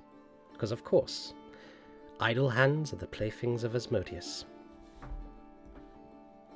Please, follow me to the bar. And she will start leading you onto the bar. I'm so glad Mavie did not go here. I was trying. Oh, come Also- on. so here's the like, thing. so many hints that everyone knew what it was. Yeah. So here's the thing. Where will Spore take us? He will take This us to does the not devil seem to himself. be the case of a normal brothel, as it were. Because you look over and you see the various semi-private booths, which they're enclosed walls, but they're not like sealed off or anything. There are just individuals you can see in some booths that are sitting and chatting to a hostess. There are some people that you see that are sitting and reading with various other hostesses. They're just like seem to be going through paperwork. You see others that are engaging in heavy drinking, heavy eating. If anyone has looked into kind of hostess bars in Japan and such, it seems like this open floor at the where you are and on the ground floor, people come to have conversations of various kinds or to engage in company, as it were. I completely get it, yeah. God damn it! Friendship with a price. God damn it! I'm gonna have a therapist here. Yeah. So as you are led towards the bar, you see a middle-aged human man who is currently serving off a few drinks as he gives them to a few patrons before he gives a slight bow towards the matron as you step forward. She looks back to you all and goes, "Gentlemen, I hope you will have a wonderful time here. If there is something in particular you are after, and I can help make your stay more enjoyable." We'll certainly let you know. Yeah. Yeah, yeah. Of course. Yeah, definitely. And she takes her leave. What should we ask for Bartender you? goes, nod up and goes, "Good evening, gentlemen.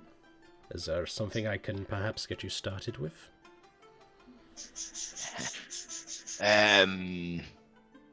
What would you recommend for some new fresh fellows here? Something to drink? Takes a look at you all and goes, doesn't even say a word, just takes out 3 glasses. See him start pouring something into it. He pours like a shot of something, and then a shot of another thing, a shot of another thing.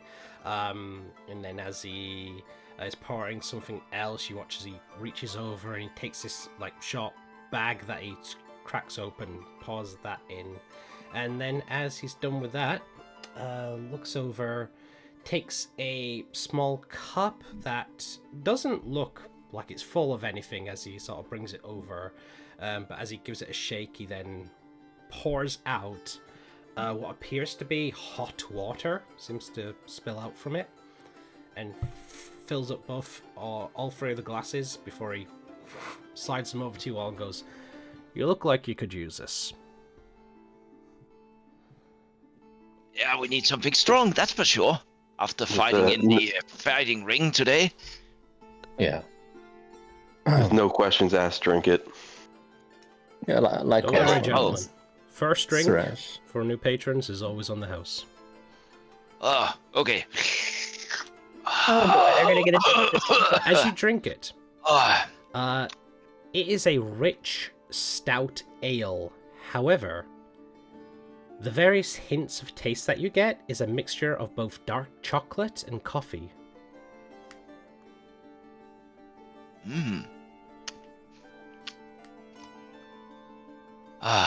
that's an interesting one. I assume you will not tell, secret of what this is, or will you? What is it, all this? All the drinks in here are my own creation. Oh, really? I'm very talented. How did you come by such knowledge? I had some training at the Sultress Academy in my younger days. I wasn't so much of a talented arcanist, but my, well, let's just say my means of conjuration works well for when I'm crafting a few beers. Cheers to that. I don't know if you outdone yourself, but I like it. Can I have another one? You after another forge fire, or are you after something else, sir? Oh, while we're here, shouldn't we try most things, guys? The first drink's Yeah, why free, not? sir. Everything else is good at cost. Of course. In that case, then, we have the Forge Fire, which is what you just had. We have the Ironwork Porter, which is a beer. It's rather hearty, bit smoky in the flavor. We have our Platinum Dragon Reserve, which is our red wine. We have our Empire Golden Brandy. We have the Velvet Ember, which is a gin. And then at the top of the list, the Midnight Mechanic, which is a port.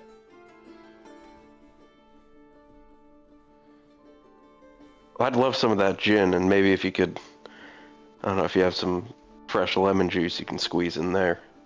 The gin itself is a mixture of smoked syrup, sparkling water, garnished with cherry.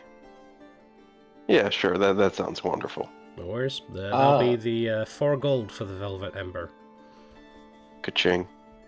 Go ahead and There you go. I'll take the same as my friend with white hair. Go ahead and Yeah, mark me off too. 4 gold. Me too. All of you go ahead and mark off 4 gold.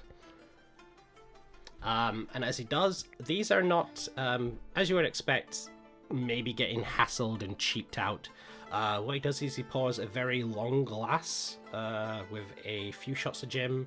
As he is pouring various mixtures, you can see like a golden syrup pour from a cup, and then as he gives it a shake, from the same cup comes a sparkling water, garnishes it off with a few cherries, and even takes a lemon and gives it a squeeze and a twist and adds it to yours, Gulden. Thank you. I'm gonna go ahead and take a sip. It's rather lovely. Oh. Yeah. So Well, that's extremely new to me as a taste. Do they not have many lemons out in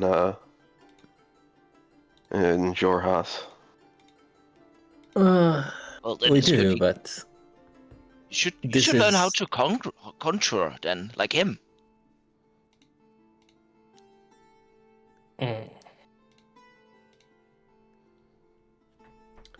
So, gentlemen, you can go to many places for a bar. What have you come to the Idle Hands for? Well, we weren't really sure what it was. We just heard that it was a experience of a lifetime.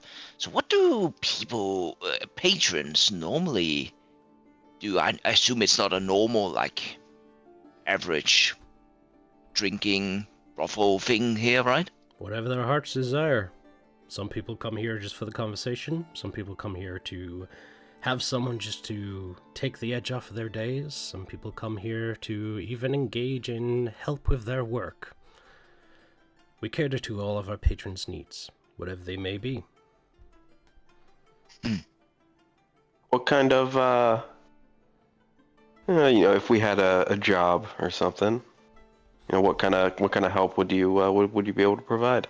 Some people need someone just to scream at. Some people need someone to give them a pat on the back, give them that thing that their bosses don't give. Okay, so more of a encouragement kind of thing, It's whatever you need, or sir. or catharsis. Okay. Whatever you need, sir. So, if you wanted company with someone, who would we talk to, or I? You can make a request with me. You have any, I don't know. You can just see he's tingling with the beard he doesn't have. Josh, what do you desire? me. Are you asking me, Spore? Yeah, my brain is not. I'm thinking. What do I desire? Yeah. I don't think if I tell you what do I desire. Yeah, it's kind of weird wanting to say it to him, and while you guys are here. Why is Just, that weird? It's a bit more private. We have literally seen your ash at least 3 or 4 times. Well, I hear in the background. if I may, sir, I am rather talented in many areas, especially when it comes to making drinks. However, I'm not so much as a mind reader. If you're looking for someone to give you the thing that you want, even if you don't know that you want it, well, you're probably going to be wanting to request Ophelia. Why her? She is our main attraction. And who and what is she? She is, as many would say, exactly what you need.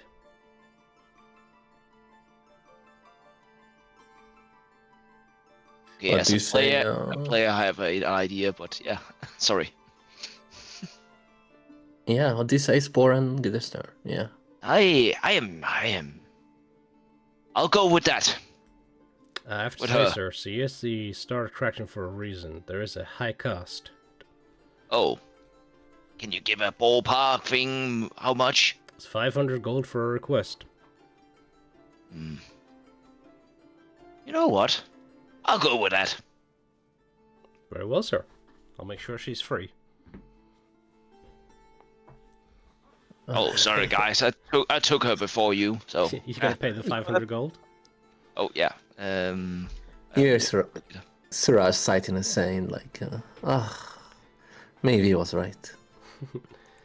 As for your other gentleman, if you are wishing to request a feeler as well, you're gonna have to have a bit of a wait. So if you would like, I can arrange for a booth with one of our other helpers on hand. I'm gonna pass on that. Yeah, just a quiet area to drink and talk, and I think that Yeah. should be all I need tonight. Alright. In that case, then, he seems to motion and wave down someone. You watch as this pale-skinned human female, about late-ish 20s in age, has this kind of soft glow to her skin with this like pitch black dark wavy hair that falls to her shoulders, very striking, almost violent eyes.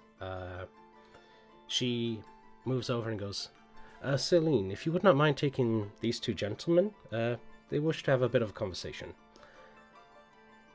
She gives a nod and goes, hello there, my name is Celine. Could I take your names? Guildenstern, and this is my compatriot Siraj. Pleasure. Guildenstern and Siraj.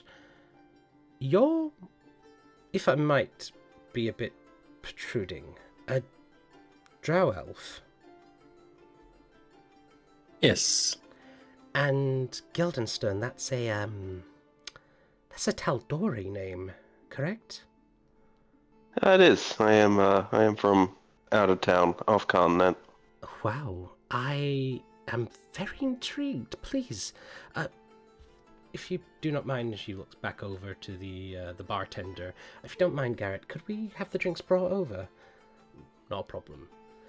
Please, Tal'Dori and from Joas, you're from opposite sides of the world. I really want to hear everything about that. And she starts leading you over to a booth. And, you know, Siraj and Guildenstern, you're not exactly super great in your insight. I mean, Siraj, you've definitely got some insight. You can tell this woman is pretty good at her job. She is immediately in there with sizing you both up and getting straight into the conversations. Spore, however, you are given a key and told to head upstairs and go towards the room with the key number.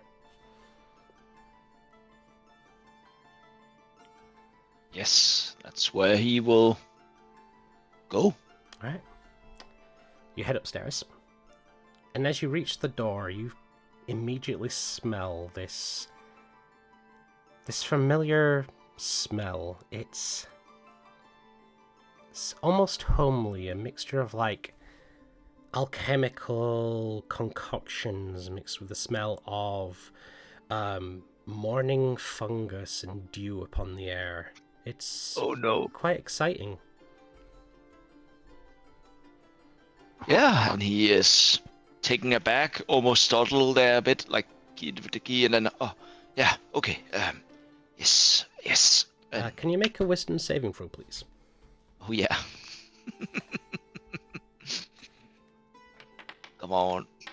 All right, who's your That character? one, I'm done. that one. You open the door and you Oh, step God. inside. The room itself is a almost red hue. There is this slight bit of mist that stays less than an inch or so across the ground. And as you walk in, it's a well-furnished room. Pretty bigger than a standard, like, normal room of, like, a tavern or so. This room itself, by itself, is a good 20 by 20 feet. You can see a bed, you can see what looks like a sort of a working station that's by the side that is littered with papers. You can see ink and quills. There are various like drawings and sketches that are scattered across the table.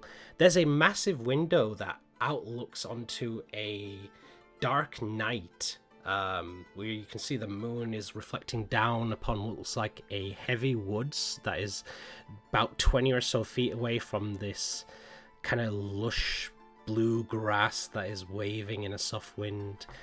And sitting upon the bed, not facing you, but currently sitting and what looks to be scratching in a book, she looks up at you, and you see the sight of a gnome woman. Blonde hair, bluish eyes. She looks very familiar to you.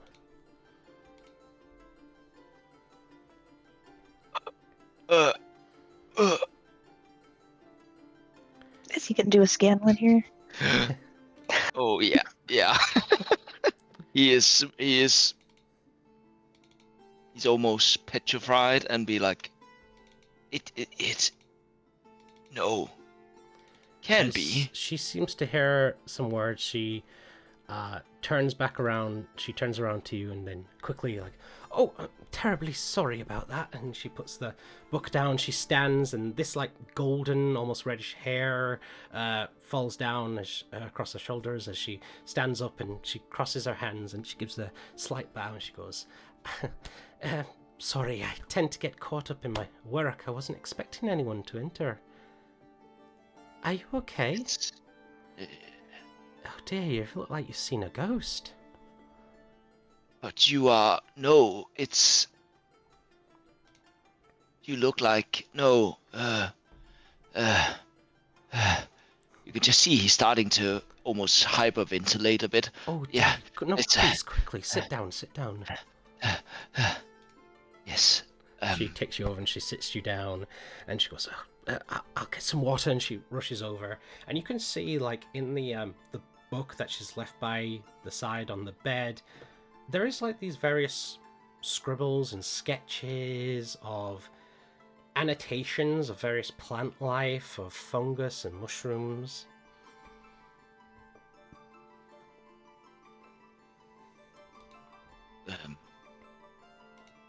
Well, what's you got mushrooms? Hmm? You got mushrooms there? Oh, sorry about that. It's a bit of a hobby of mine. Oh, do tell. I am very proficient in it. I am a bit of a maker myself. You are? Oh, Yes. Fascinating. I'm not so much as a maker, but I have various interests in plants and fungus and all matter of life outside these walls. Oh, please. And she quickly brings you over and hands you the cup of water, and she sits down and she brushes the hair back between her ears. And I've studied a lot, mostly in books and such, and I enjoy sketching. I'm very sorry. This is supposed to be your time, and I'm taking it away from you. Oh, no. It's actually refreshing to see someone having a bit of that interest. I haven't, not since ever I left, and he stuttered a bit. It's just they're wonderful, right? You can do so much with them, both for fun, for healing, for all that good stuff, and they're so underrated, mushrooms. Exactly. Not to mention their survivability. I mean, I'm sure you already know, but the Armilia osteo has survived for over near 2,000 years now. It's a remarkable species. Yeah, but that's a rare one. How? Oh, and you can just see he's a bit overwhelmed. As she got any of laughs, it's the giggle, the exact same as how she giggled as well. Oh no, no. And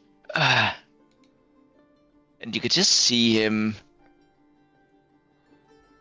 almost. This is just no. This is too much. I need something to push me off. You got any tried ones like piffing? Got anything or drinking a bit? Just a little drink or something. Stronger, something. Yes. This is too much. She takes her hand and she places it on yours. She gives a warming smile that seems to calm you down, and she says, "You're a strange one. You seem to talk very quickly. I guess it's a bit hard for you to slow down when you're always on the run." It is. It's been so long. It's been a long run. I've not felt like this since when I was myself. I guess it's more easier to try and forget the world when the beauty of it seems to be lost. But yeah, lost. But I get it, and then I remember. It's almost like I catch a bit of it, and then it's poof. It's you can just see him almost tearing up a bit. I'm.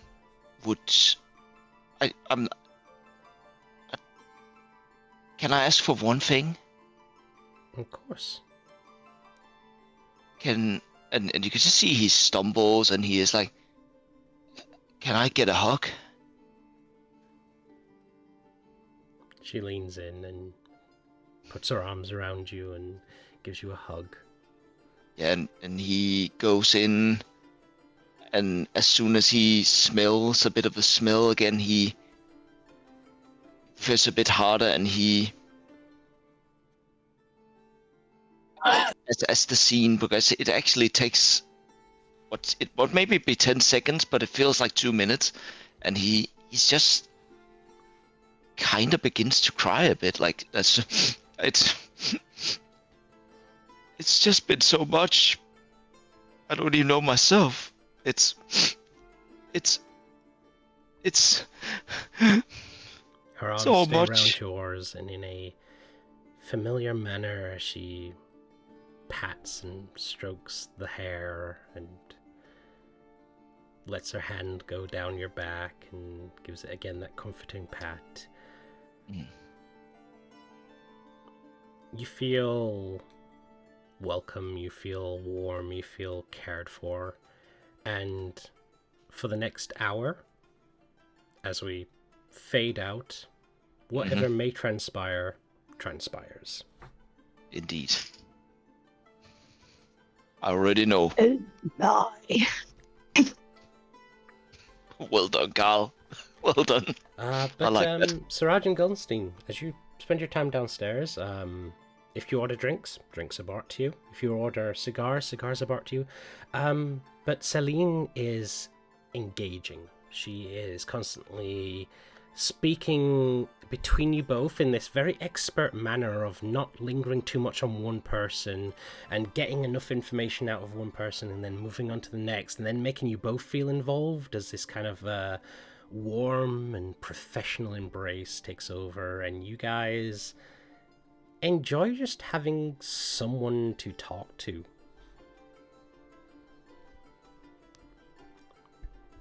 Yeah. It's this part where it's like she doesn't ask anything personal.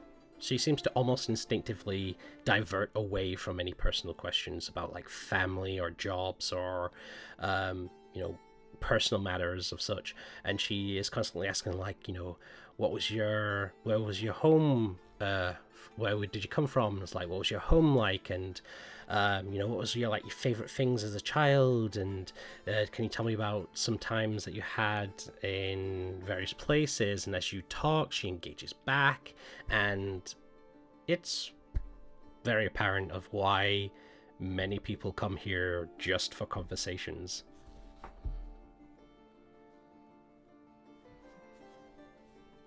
I would say this. This is something that Suraj needed, but yeah, and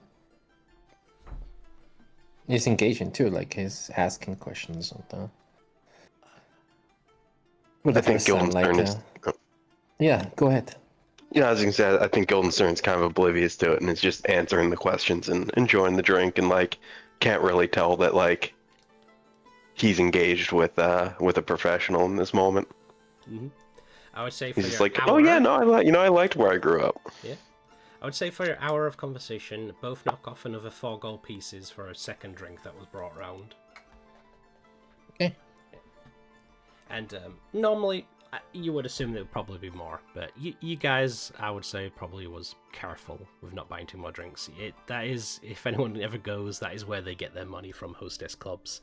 They very much are good for chatting with you and talking about your work and entertainment and hobbies, so much that you just order drinks and that's where they get all their money from. But the hour ends. Spore. Whatever happened in that room is yours to discuss, but you do walk out with a point of exhaustion. Oh my. You do, however, walk out with...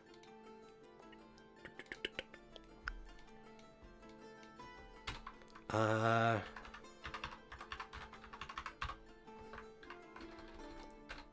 spell that. You do walk out with a rejuvenated joy buff. Oh. So, for the next... or until you take a long rest, you have a +1 in every ability. Because you just feel like you're on top of the world. Mm-hmm.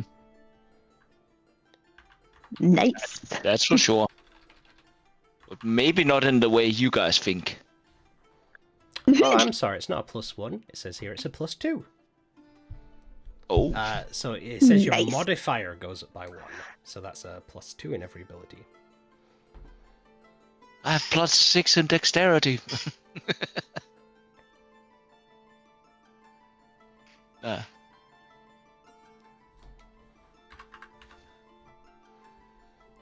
Is So there a expecting way I Spore to can get eaten. give a bonus to all modifiers? That'd be great.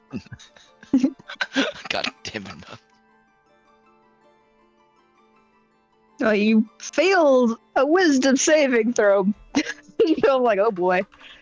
So, who you coming in as Probably- next? But you know, I don't know what it was and so on, but it might be the best thing ever. Even though it might be fake. True. Maybe it was a save that you wanted to fail. Yeah. Yeah, you don't know what it is. Might just...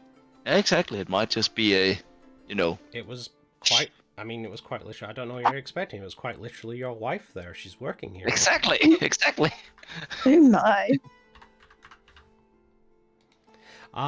But, I mean, if you guys wish to stay longer, that's up to you. But you've been here for an hour. Well, yeah. Spore comes back to you guys, or at least trying to find you. And are you still at the table, you two? Yeah. Yeah, we're still like drinking. I gotta knock another for gold. Alright. And Spore comes to your table and you see him standing in front of you, Mm-hmm. smiling, but kind of weird in his eyes. That didn't work. I never saw you this happy, Spore. I want it. I'm glad you had a good time. I want it.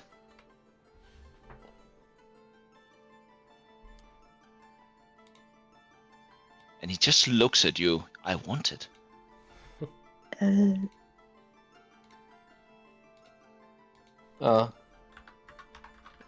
I look at Guildenstern. Is he all right, or?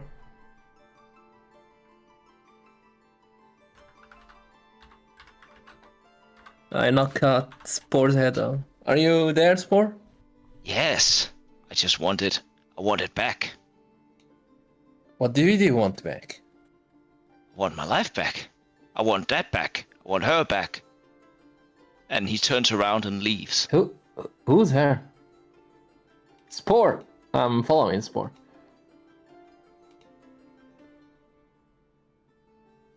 Are you Forgot to grabbing pay him or stopping him?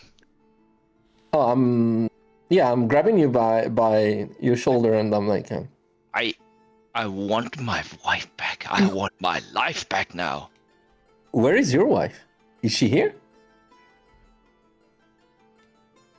You see him kind of confused. So I think, yes, no, yes. Well, It was nice. did you really meet your wife here? I don't know. Hmm. It felt like kind of like a dream. Yes. Hmm. But it was not her. That was the other girl name. But she was her. She was Vera. The smell, home, the mushrooms, the fire, the stove, everything. The good life, our life, the ones I had, the one they took from me. Oh, She was so Spore, nice. you're talking with riddles. Who took your life from you? Do you have a No, name? the one I've been saying all the time. The gnome fathers. Those fucking bastards. They forced me to this. I want it back. It was so good. The Well, cuddles and everything. Well, if she's here, we can take her back. No, it's not her. It's and you could just see him confused. Yes, it was. No, it wasn't. It was so real. It was not Vera. It was this. Ah! And he takes your drink and drink it whole. I understand. You said someone that smell, sound, and feel like her. No, but- it was her there.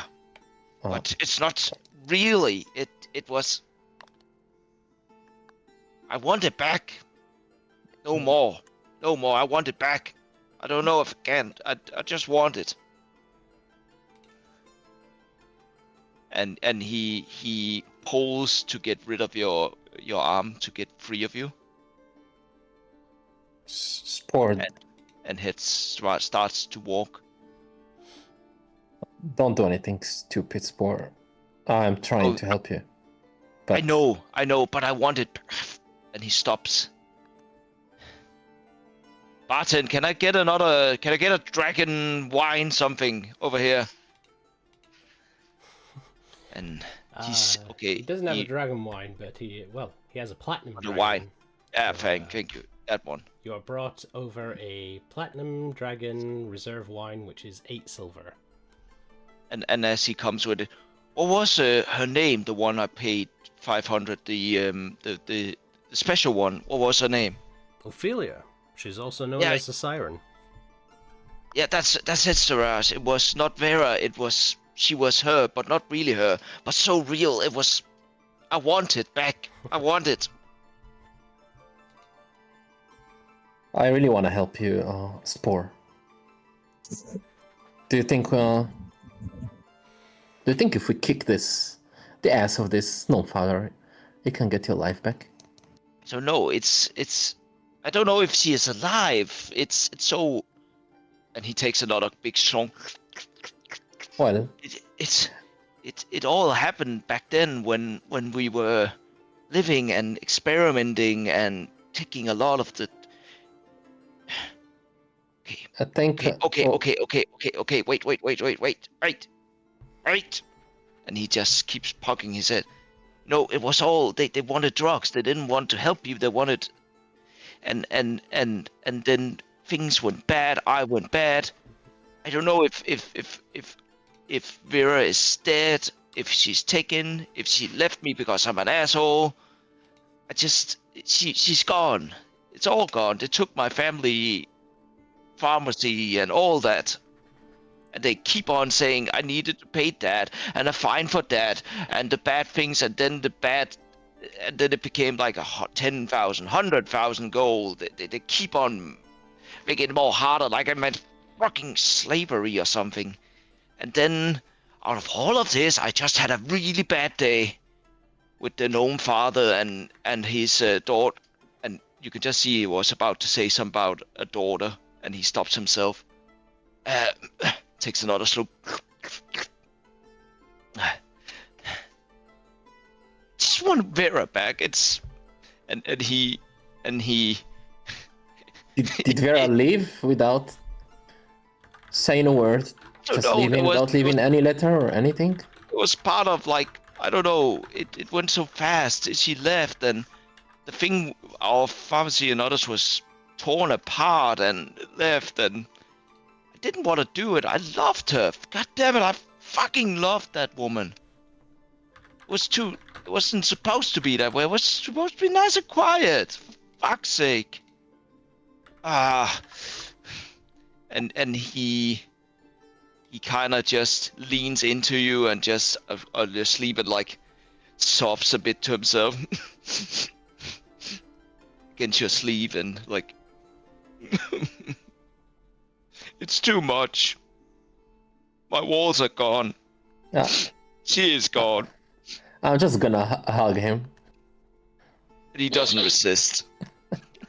I'm just gonna hug him. 500 gold for emotional damage. Yeah, definitely. I get an extra exhaustion point. I literally see Suraj An on exhaustion his knees, point, like just But your dex is hugging. now 22 until you sleep. I'm not gonna sleep ever. well. And as I don't you know are, everything about your story, but what I can tell you is, if you need me for anything, I'll do everything I can to help you. yeah. And he takes about half a minute to answer you as he look up, push himself away a bit from. Yeah. Thank you. I'm sure Thank you. I can't get back what I lost from my side, but if I can help you get, Maybe just Vera, just a new start. Would be good. I am sure, even if you don't know if she's alive, but how you talk about her, saying that the one there feels like her, behave like her, I think maybe she's somewhere. Yeah, Still but I don't alive know somewhere. if he likes me anymore. It's been so long. Oh, I will And he- help you. I need another drink. I'm sure we'll find the words. Gil, You know. say something smart for frick's sake. There's only one way to find out if she still likes you, and that's to find her and ask. Oh, he empties the bottle. You're right. Fuck, you're always right, you beardless, beautiful fucker. Hey, I've been saying that for years. I think it was Fucking very much suit you. assumed that Celine had removed herself from your booth when this conversation started. Yeah, as he starts crying. Word. Yeah, but she is next in the next booth, like overhearing the drama. Yeah. Spork gets calms down and like, okay, fuck, that was worth it. Oh, it's like my walls, my things, everything is gone. If you want a good experience of someone you love or something, or just go up there. It was so nice. We didn't even get to bang or anything. We just cuddled. Fucking cuddle for an hour. What the hell is wrong with me? You seemed pretty tired for someone who just cuddled. I don't know. It went so fast. Maybe we did. Maybe not. I just wanted to. I didn't want to let go. The first No. strike. Oh, you know, if I pay 500 gold, I usually like to not cry afterward. Oh, true. And he like pulls himself off. Yeah. Yeah. Well, if one time has to be the first time.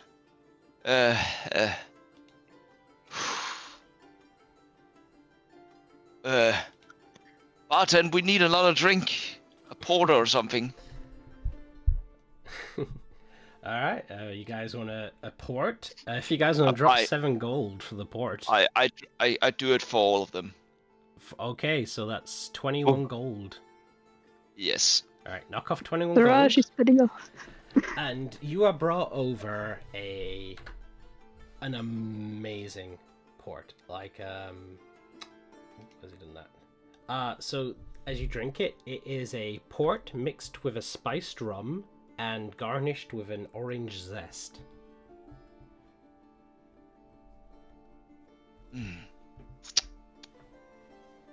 This is the best port mixed with a spice rum and orange zest I've ever had. Very specific. Is it? Gilden, isn't your dwarf friends and so on good at making these kinds of things? Uh, we're more of beer people, but your lagers, your ales, your saisons, things along those lines. But we have our fair share of hard liquor as well. What was your favorite back home?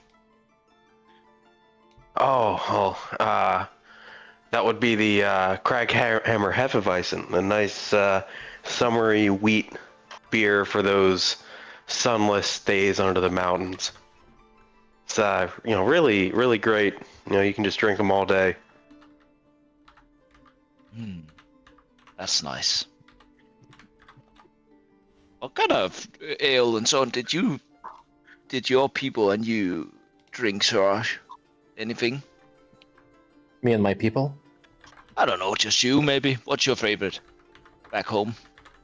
Oh, I don't have a favorite because when I was at age and I could drink, my parents were not there, and I didn't have someone like you who could guide me or advise me on which drink I can enjoy or sip to. But so yeah, I'm discovering what's good and bad about drinks with you, Spore. So Well, this is nice. Suraj, did you not start drinking until you started hanging out with us? this is Siraj rolling his eyes. Oh, Yeah. great. We're those type of friends. New group name, the Bad Influences. Purify water. Yeah. So,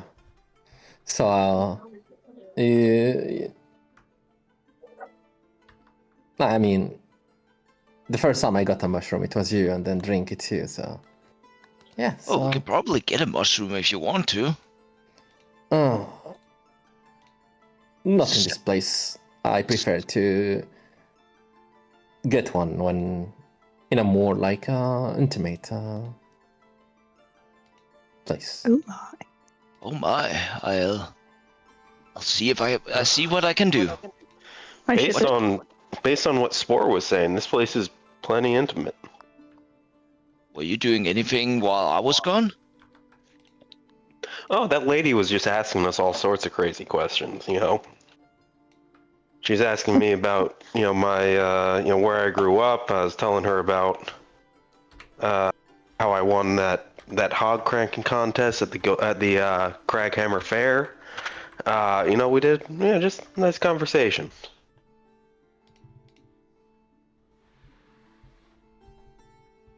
Well, as he lifts up the border to us, then this was to the more than champions I- of the fighting pit. Oh yeah, I forgot about that. Yeah, to the best, to the best boys. And to finding Vera and asking her if she still likes Spore. Oh yeah. Don't talk too much about her to the others. Too much. It's a friendship. Yeah. A friendship. Oh, it's been a long while. Yeah, friendship. And to lying to everyone else about what this place is.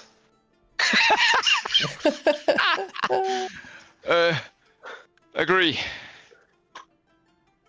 Oh my gosh. I've been to regular brothels before where you just kind of say that one and go off. I know. I gotta say, this is a bit of an intense experience for me. Yeah, this is 10 times more intimate. Wow. You remember that time back in town I can't remember we were in? That was wild, but this is like 10 times better.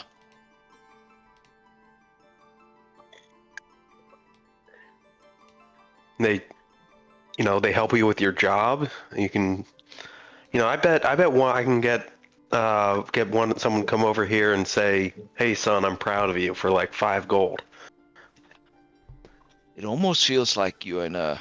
Do you give it a try? Yeah. You could actually. I mean, Yeah, I'm gonna walk up to the bartender. do it. Excuse me. Hmm. Just if I could get an estimate on how much this would cost. How much would it cost to get you or somebody else to say, "Hey, son, it's your father. I'm proud of you." He looks at you and just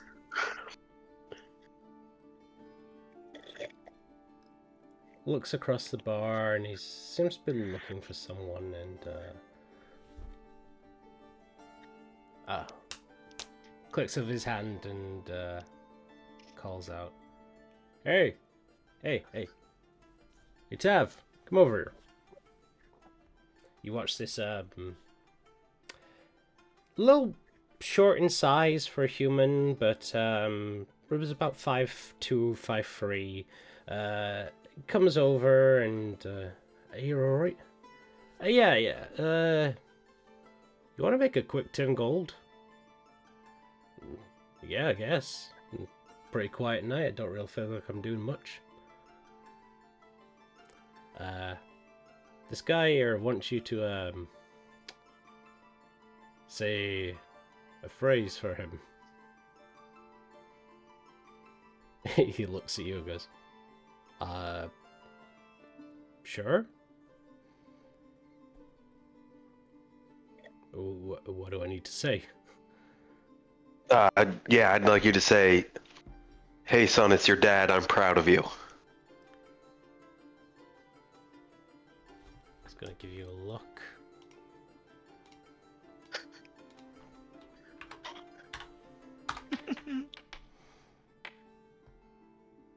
Okay. Gives you a look. Doesn't kneel down, but he just sort of like squats a little lower to be eye level with you. Places his hand on your shoulder and he says, "I don't think that's really what you want to hear. You don't really give a damn about your father being proud of you. He's not the one you've always wanted to seek admiration from. I think what you really want to hear is that you're proud of yourself. And what you're doing means that you're never going to be like your father. You're doing well, kid. Keep it up." I'm not gonna say anything. I'm just gonna take out the 10 gold and give it to him and I just want quietly turn around to walk back and just go, "Fuck, these guys are good." Yeah, just sit back down at the table and... Okay, we're definitely not telling anyone what this place is. This is our spot. We're keeping it. Right, Gilton? They're quite That's good, our right? base. Look, Gilton. I don't know if we can handle an emotionally stable Zalco at the moment. We need to... His head will explode. I mean, right? So you could assume he would be stable. It's not that you're lying to other people, it's that you're lying to yourself. Yeah, they're fucking good. They, do you think that there's some sort of... And I'm just spitballing here. I don't know. Magic thing going on where they're reading our minds and maybe cataloging what's in our soul? Because that was... I'm gonna look back at... That, I mean, that was just interesting. Gilden, who cares? They make us feel good. I've never been so open before. It's fucking terrifying. He just has a high insight. Yeah. How dare you use his magic of insight? So, Suraj, who shall you talk to and open up about?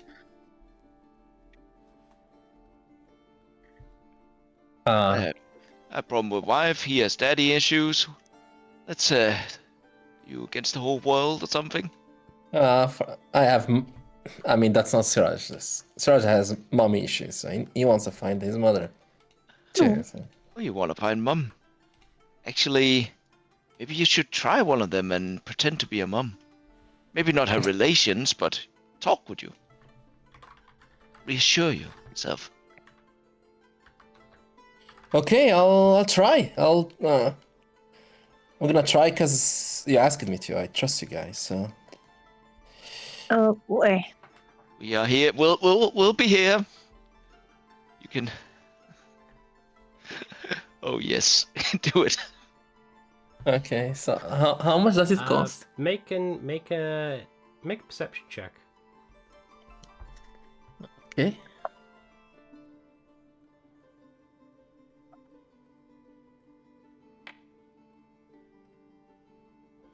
Had too much alcohol. As you're looking around, you don't see any drow in this entire place.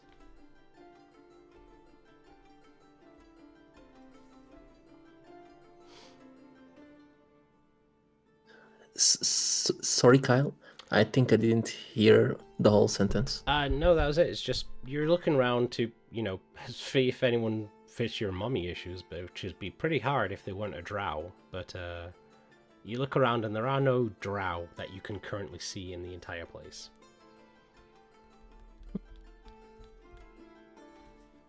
Yeah, Siraj looks just sad for a bit before. You could go ask. I'm just saying, with a 12, you just don't Oh, see any. yeah, I'll ask like the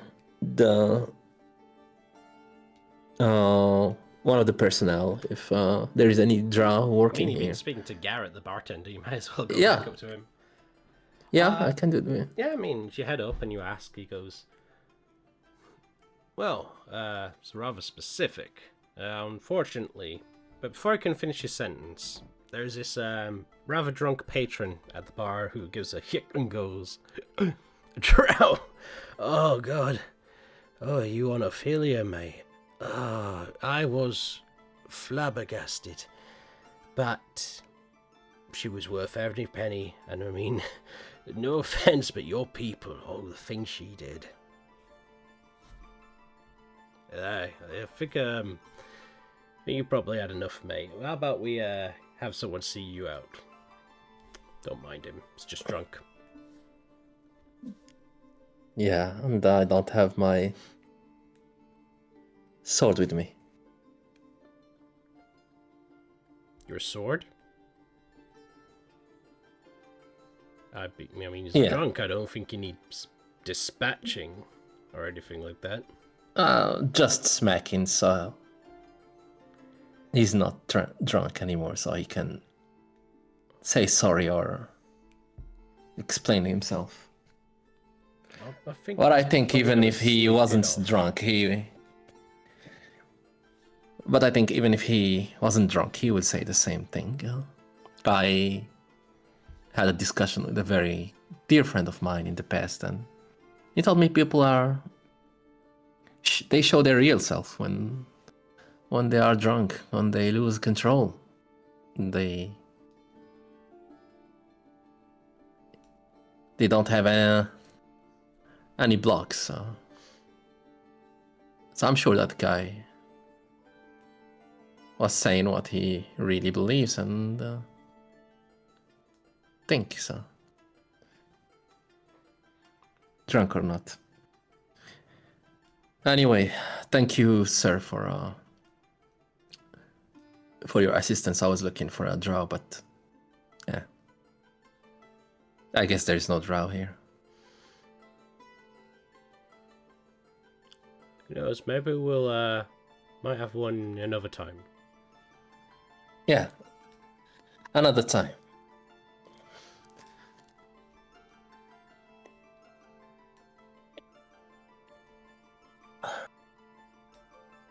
I'm just gonna head to join Spore. Sure thing.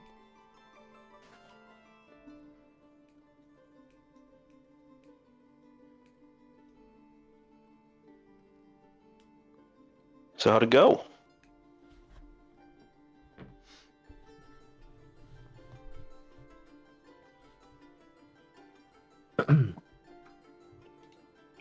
How'd it go, Suraj? Uh, the usual. People, I don't think I'm going to find any drow here. And, Are you sure? No recommendation or anything? no.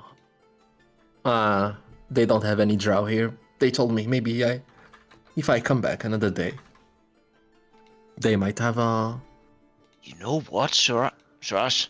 Before we leave, we'll ask them if we can get a word in if ones arrive, then we can return.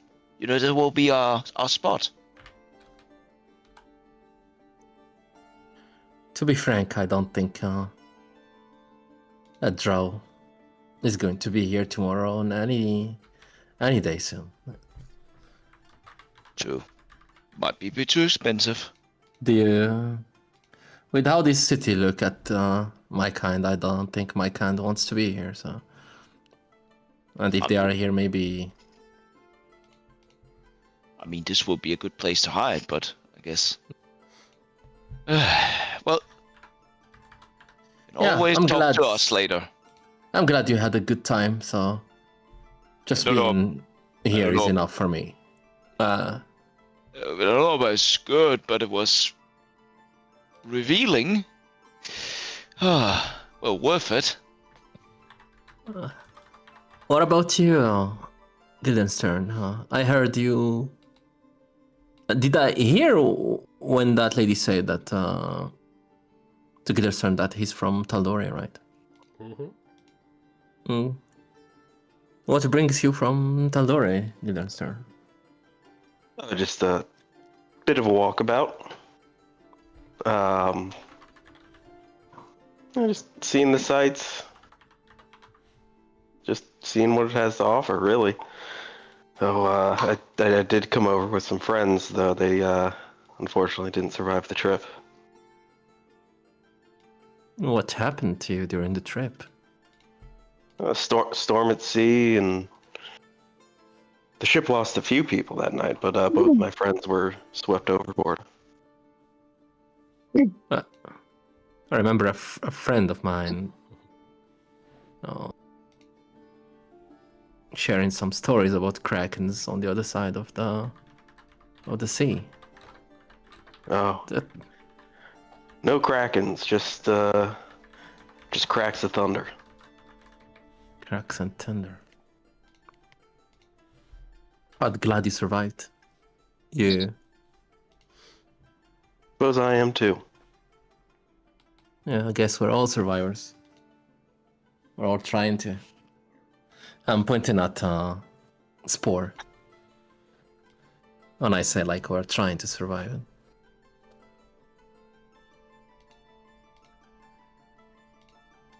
The Spore feels like he wants to survive, but his survival skills are almost non-existent. But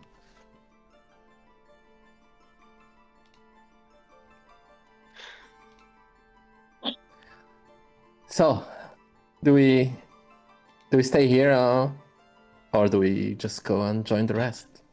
Oh, we have a job tonight, so Yeah. we should probably get prepared for that. I have a meeting with this guy, and truth be told, I haven't even put very much thought into what I'm going to talk to him about. I'll definitely need all this drinking, needs a bit in the stomach, so let's go get some food as well. Oh, yeah. Just be yourself. Remember when those bandits came for us? You did well, so I'm sure you'll do well again. And you, Spore, are you in good condition? If things turns bad, can we count on you? I feel very tired, but I've never I've never felt so alive. It's like, you know that thing where you know what to do and what you really want? What is you have what's the word? know that thing that knows your direction and everything. Compass? You're feeling Compass. like a compass? No, like I know what to do. Where purpose.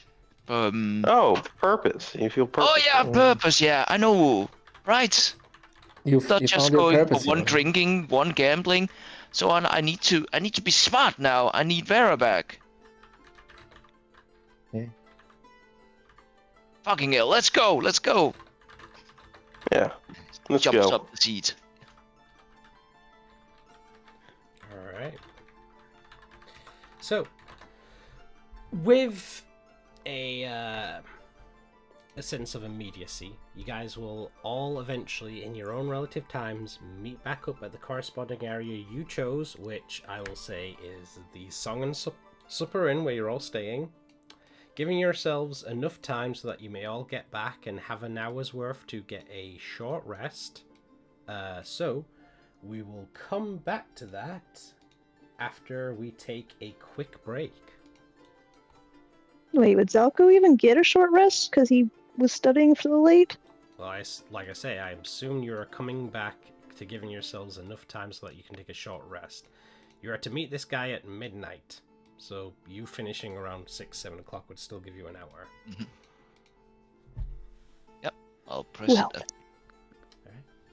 So, take a quick break, and I'll see you guys can all roll for your short rest now if you wish, and we'll see you all Okay. afterwards.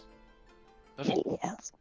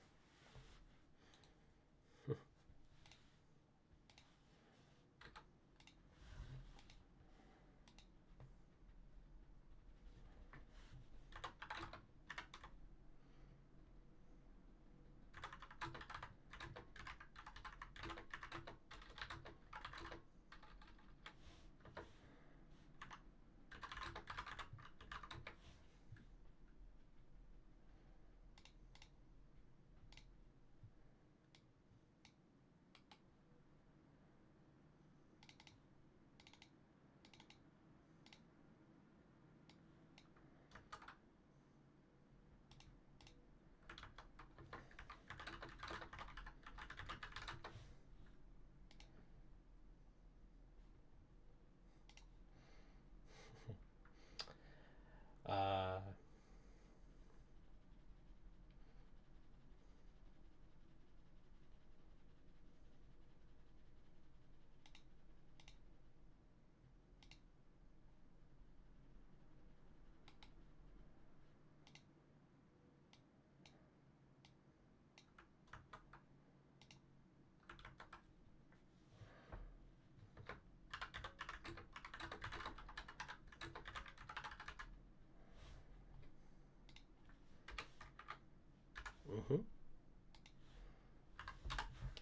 They cater to everyone's needs.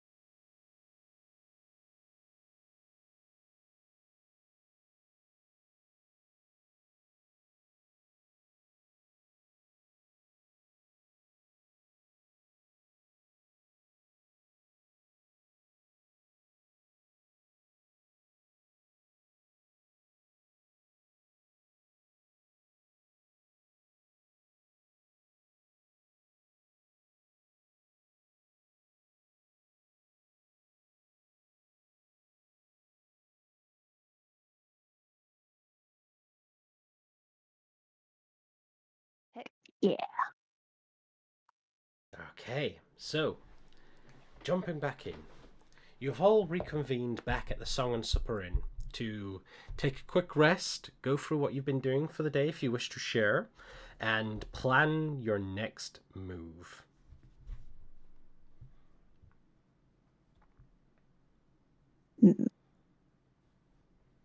I think after Zako's little small nap, if maybe he's in the room at all, she will notice that he is furiously taking notes and writing stuff and pacing around, thinking. Maybe didn't want to go back to the inn, but I guess she did because she has all these books. She's kind of distant towards you, but that's a stack of books down. He'll notice that you're Vials set there. the other half down, other stack down. He'll notice that they're there. Notice that maybe he still is not wanting to talk to him, so he just resumes his own thing. And I think she'll just set the stack of books down and maybe take one with her and leave. So the books are just on the bed. Oh my. He doesn't have a high passive perception. Probably at one point he'll notice the titles. Be like, what the fuck? Kind of go downstairs, see if he can't find Maeve and or Luvan.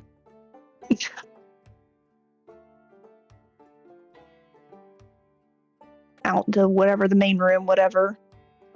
I don't know if it's upstairs, downstairs, same floor. If you're looking for your in rooms, they're upstairs. Upstairs. Okay, so it is a 2-story place. He's going downstairs and he's looking for Maeve and or Luvan because he saw Luvan bring the books too. So maybe just reading downstairs. I expect, she's probably just downstairs somewhere, sitting at a table reading. He's gonna have the most scandalous sounding book in his hand. Care to explain this? Explain what? Why are you reading this type of... You're way too intelligent to be reading this. I can read whatever I want. Yes, but your time is limited and valuable. Why waste on this?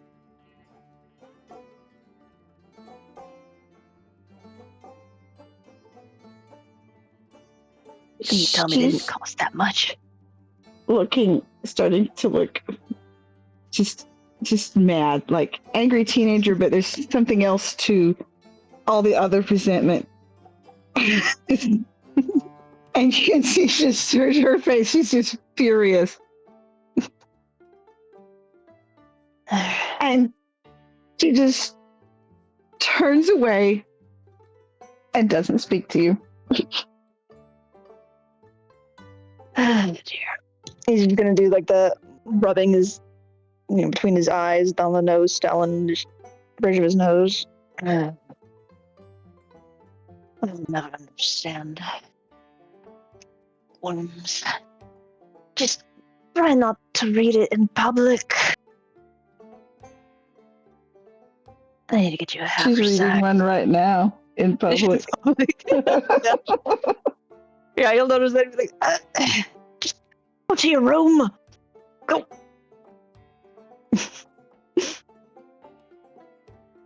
He's covered up with a book cover. Just books. It was this nice little bookstore, and these nice ladies helped me pick out some books, and Liv want to help me. And you can't tell me what to read. Wow, way to throw me under the bus there.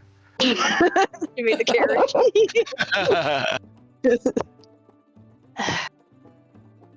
You did use your own money, your own winnings, I'm assuming. Luvan did not buy these for you? No. But But the lady thought he was my husband. Yes. Yeah, she And said that on purpose why? to get under Zalko's skin. And it is very much so under his skin. And what was he doing to make her assume that? Standing there?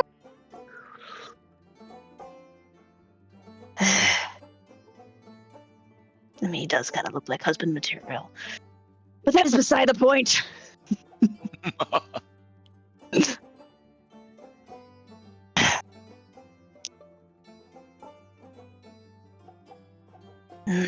Never mind, I have studying I need to do. He also just kind of storms off.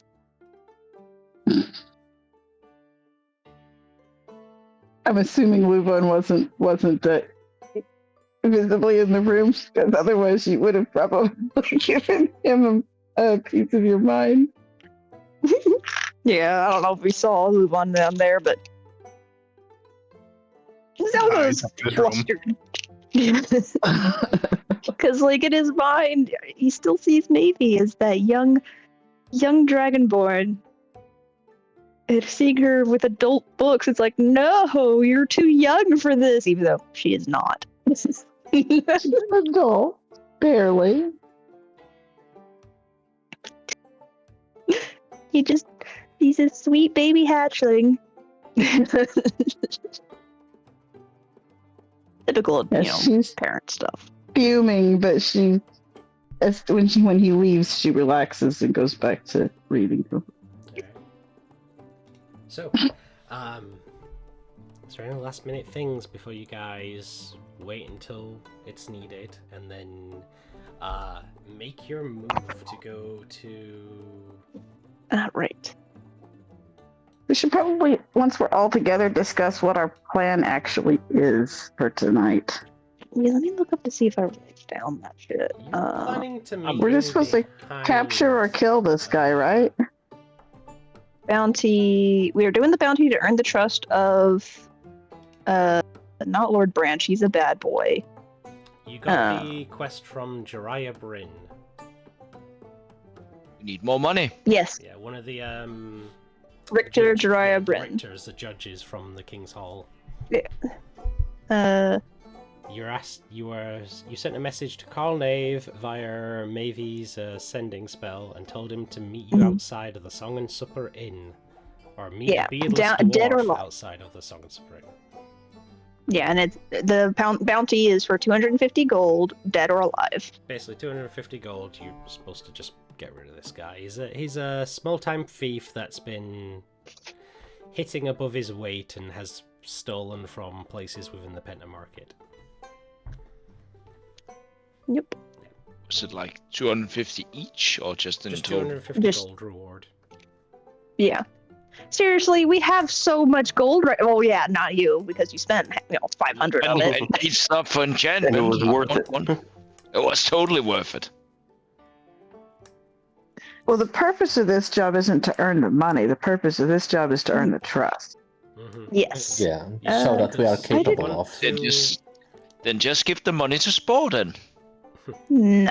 Yeah, To me. You're doing this job to get into the high graces of Jiraiya Bryn because of Elvira Mordain suggesting that you help him into a matter involving the knowing witnesses. Yeah, because there's been a abduction of another Richter somehow related. Yes. So you're not quite sure if But- this job is related to anything involved with that, but you've just been asked to achieve it. Yep. Okay, so we either need to capture this dude alive, or kill him and deliver his dead body.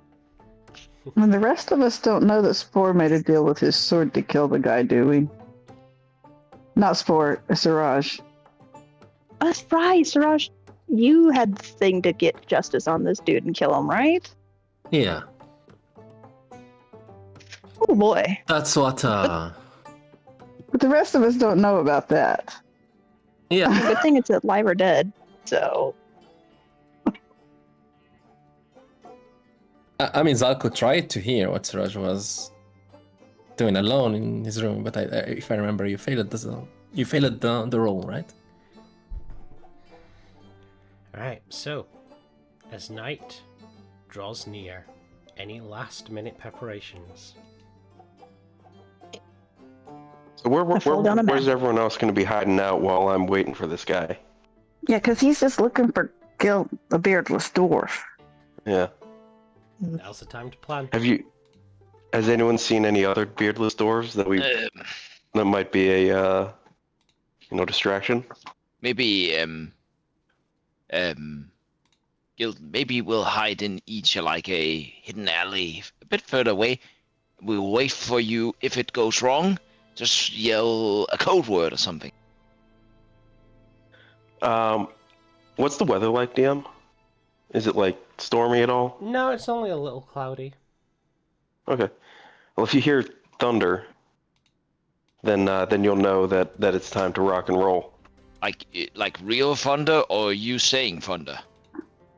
Like the sound, not Okay. the speech.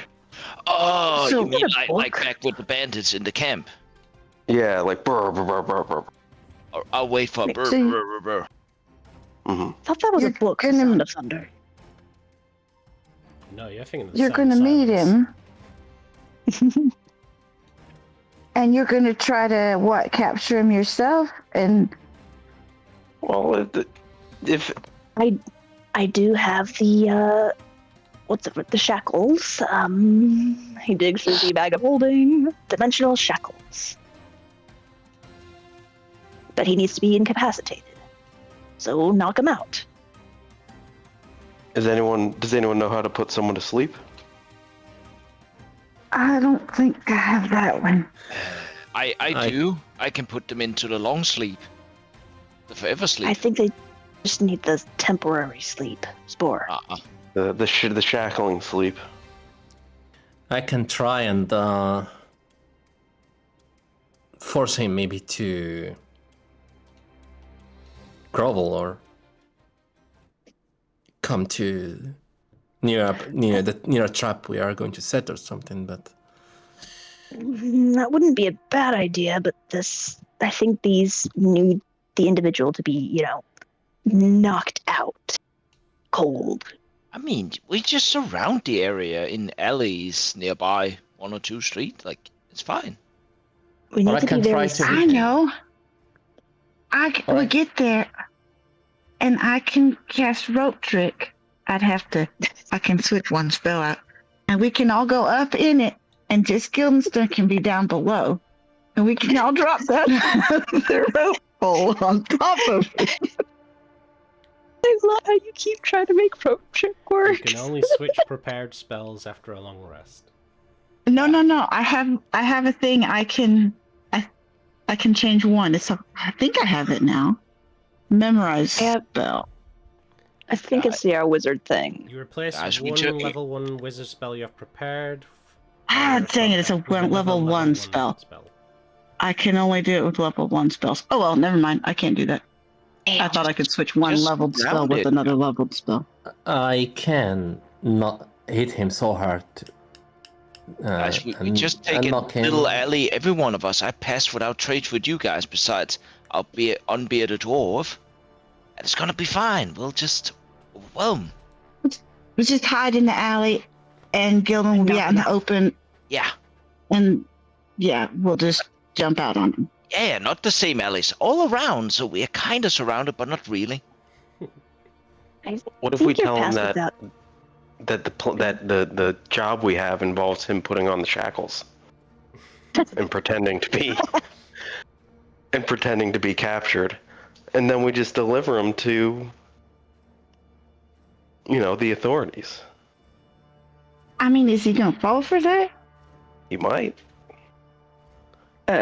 So now I don't know how DM would rule it, but the wording says the creature has the incapacitated condition. That has Oh, the okay. incapacitated condition, yes. Yeah. So we tell him to go to bed. So Maybe we just have a they chat with him are and they are shackles. They can be used as regular shackles. Their magical effect, however, doesn't take place unless the creature is incapacitated. Okay, so they go to sleep in them and then that happens, but they could break free of them before. They can break free of them after if they have a DC 30 strength check. But yes, Right, they sheesh. would be considered normal shackles unless the magical effect takes place. Got it. Okay. Well, sounds like what we're gonna do is knock him out, put him in the shackles, and turn him in. Although what I would really like to do is find out, if he has a hideout or something. Because if he's doing criminal stuff, he's got to put his ill-gotten gain somewhere. We might be able to recover it. I like Just your thought of that thinking. idea. Then we can get even more gold for fighting hideout, kill more of them, and be even bigger heroes. Oh, I was thinking he'd just have a Okay. stash. True. He's probably not working alone.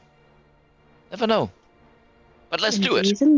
Let's get going. Some sort of So we can drug find a good trade. We places. might have alchemical. Yes, I like this. I could use silence if there starts to look like he's gonna make a scene and make a fuss. I could cast silence, and then he won't attract any guards or nothing. Or anything. That would be a good idea. I'd have to use a third level spot because I got 3 of those and I don't got no second level spots, but that's okay. Still a good idea. Alright. Do you have a plan? Hide in alleyways and hope for the best. Okay. So, Guildenstern, I assume, is waiting out back of the Song and Supper Inn, waiting for the meet. And you're all separating to hide in various alleyways. Mm-hmm. Okay. I would say Luvan be the closest to Spore for that, and probably also Siraj for that plus 10 in stealth. So, let's just assume that this is the back of the Song and Supper Inn. Okay. So, alleyways, you maybe have like one that separates between these buildings, maybe one down here, and then of course you have further ones up here. Can we be on top of stuff? Rooftops? If you want to try and climb up on the roofs. How neat and clean versus cluttered and trashy are these alleyways? Are there sacks and boxes and stuff in the alleys, or are they just it's road not and a walls? dump, but it's not like the most clean place. There is maybe a bit of rubbish, but it's not like cluttered. Is there stuff we could hide behind? Not Or a lot. inside of?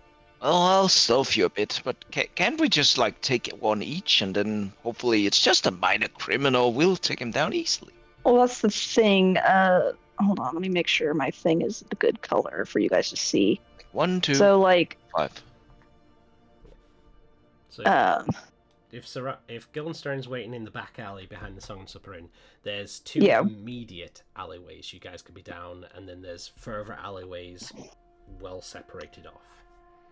So I think we all want to be pretty close. Yeah, but if we're too close, he's gonna see us and so on, or yeah. it's like And can't be too obvious.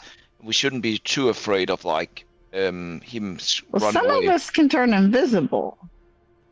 True. Not me, but honestly, there's only kind of 2 alleyways we could look or be in where we can actually in close see. proximity. Yeah. how many invisible people could we get? They could be right there with Gil. I think just 4. I can turn someone else invisible. So we get 2 people invisible, 4, and whoever Guildenstern wants to turn invisible. Be right there. Who's the other person that would be most useful to have close by? Either Luvan or Siraj.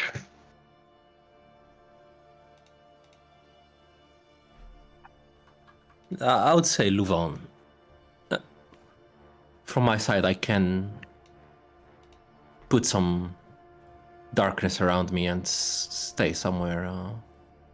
put pass without trace on you guys, and we'll be fine. Okay. Just take Right. one each. More or Arcus might less. be a little Move too on. conspicuous. Well, if two people are invisible, then there's just what? How many left? Because we're keeping Guildenstern invisible. He's not hiding. Mhm. There's 6 of us, right? Yeah. There's And 3 other people. that are invisibility visible. lasts an hour, and pass without a trace, you need to be within 30 feet. Oh, really? Well, then I'll just turn invisible myself. Oh, hold on. The Song and Supper. Is there a way to look down? If you're going to climb up on top of the roof, you can try to. But I mean, like, are there any windows looking down at the alleyway? Not particularly. Any like fire escapes we can hide up on? Not particularly. This is a fire hazard. All right, we need actually a better ambush point. Hold on. I'm So gonna Guildenstern, start maybe- asking where people are going. So Guildenstern is in the back alley. So maybe we create a job, in air quotations, where this individual will go, where we can jump them. I think we just jump them now. I think it They- makes more they will sense to see just us. jump in now. They will see us in all of these alleyways. This is open. Okay, we got 2 people invisible with Guildenstern, and there's just 3 others of us. We could just be scattered here, there, and there, and that's not too obvious. And Relly, who is currently very large.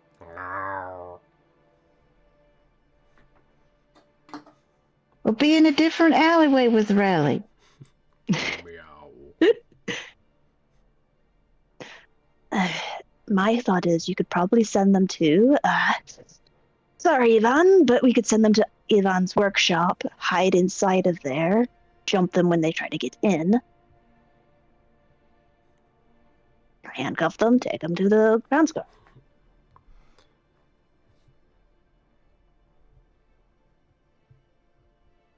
You want a Stop trying hire to make this it difficult. guy to try to steal Mimic? Just take each and make it quick. I think it'll be fine. I mean, Mimic is quite valuable.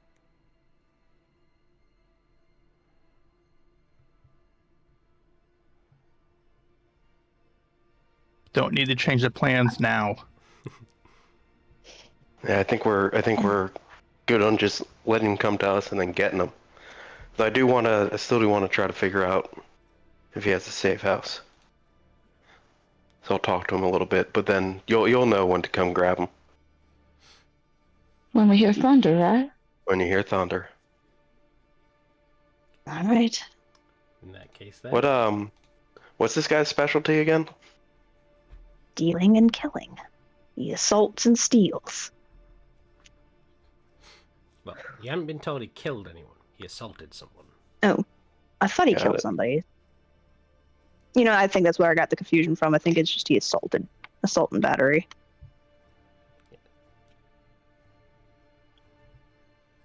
Yeah, assault. My bad.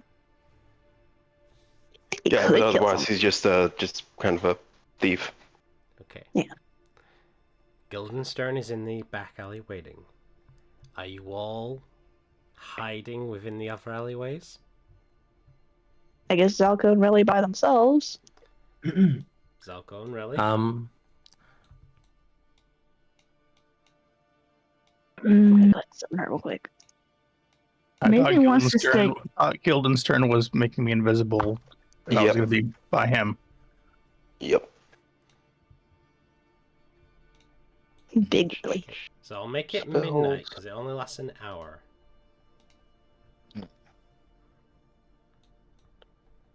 Might as well put it on myself here.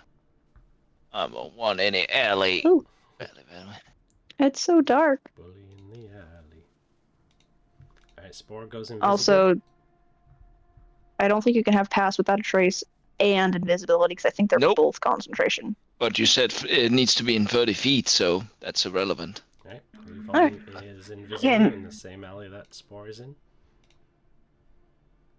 That Guildenstern is in. Yeah, no, Oh, he's like, You're staying yeah, in the he's same block where Guildenstern is in. Okay. yeah, he's providing muscle, invisible How close muscle. to Guildenstern do you want to be?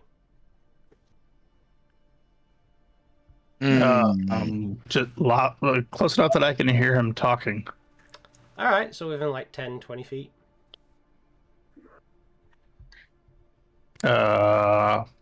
Like 20 feet, yeah. Okay. Siraj, going down Spore's Alley? Yes. Anybody going down Spore's Alley?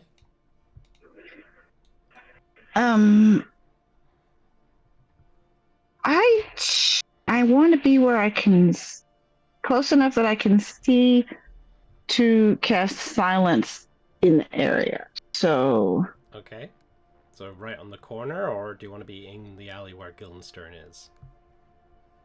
maybe just away down the alley. Let's make some diagrams here to help out.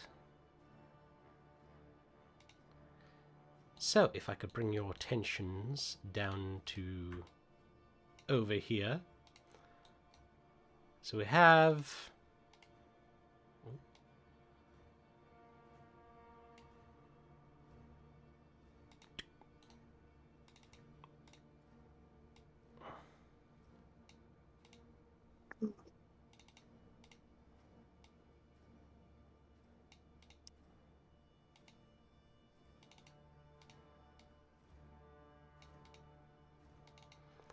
Not to dimensions, but it will help visualize it. So we have Guildenstern and Luvon waiting within the alley there.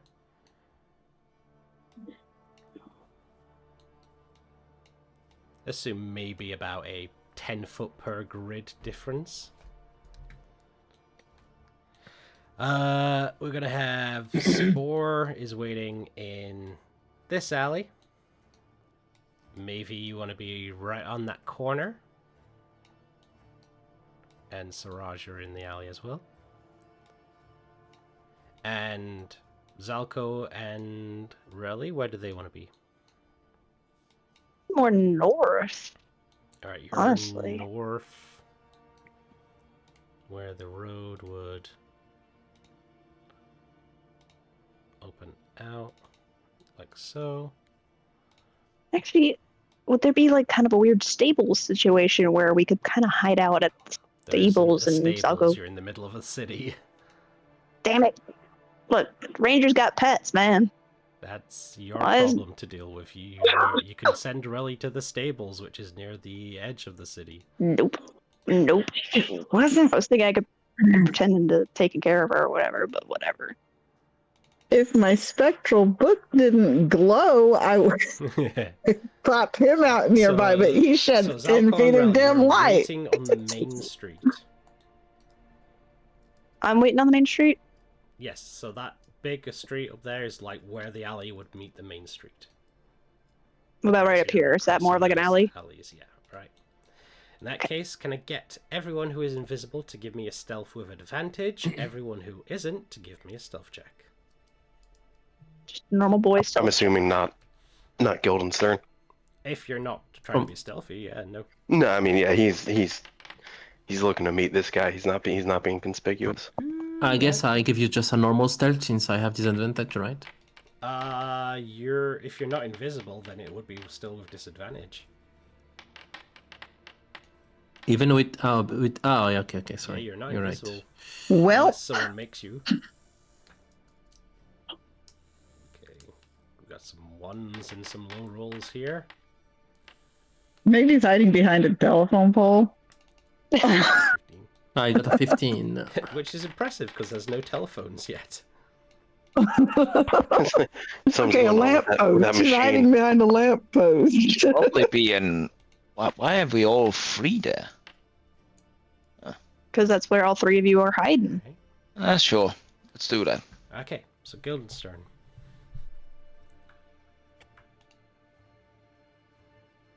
Yeah, sir. A slight rain starts coming down It's not much. It should be a drizzle. But it didn't go to drizzle. There we go. Slight drizzle has started as it reaches past the time of midnight. You're waiting. You're waiting. No signs of them yet.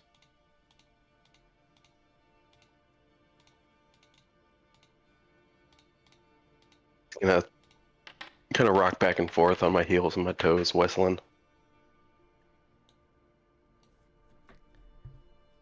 Tink, tink, tink. You hear something clatter onto the ground behind you.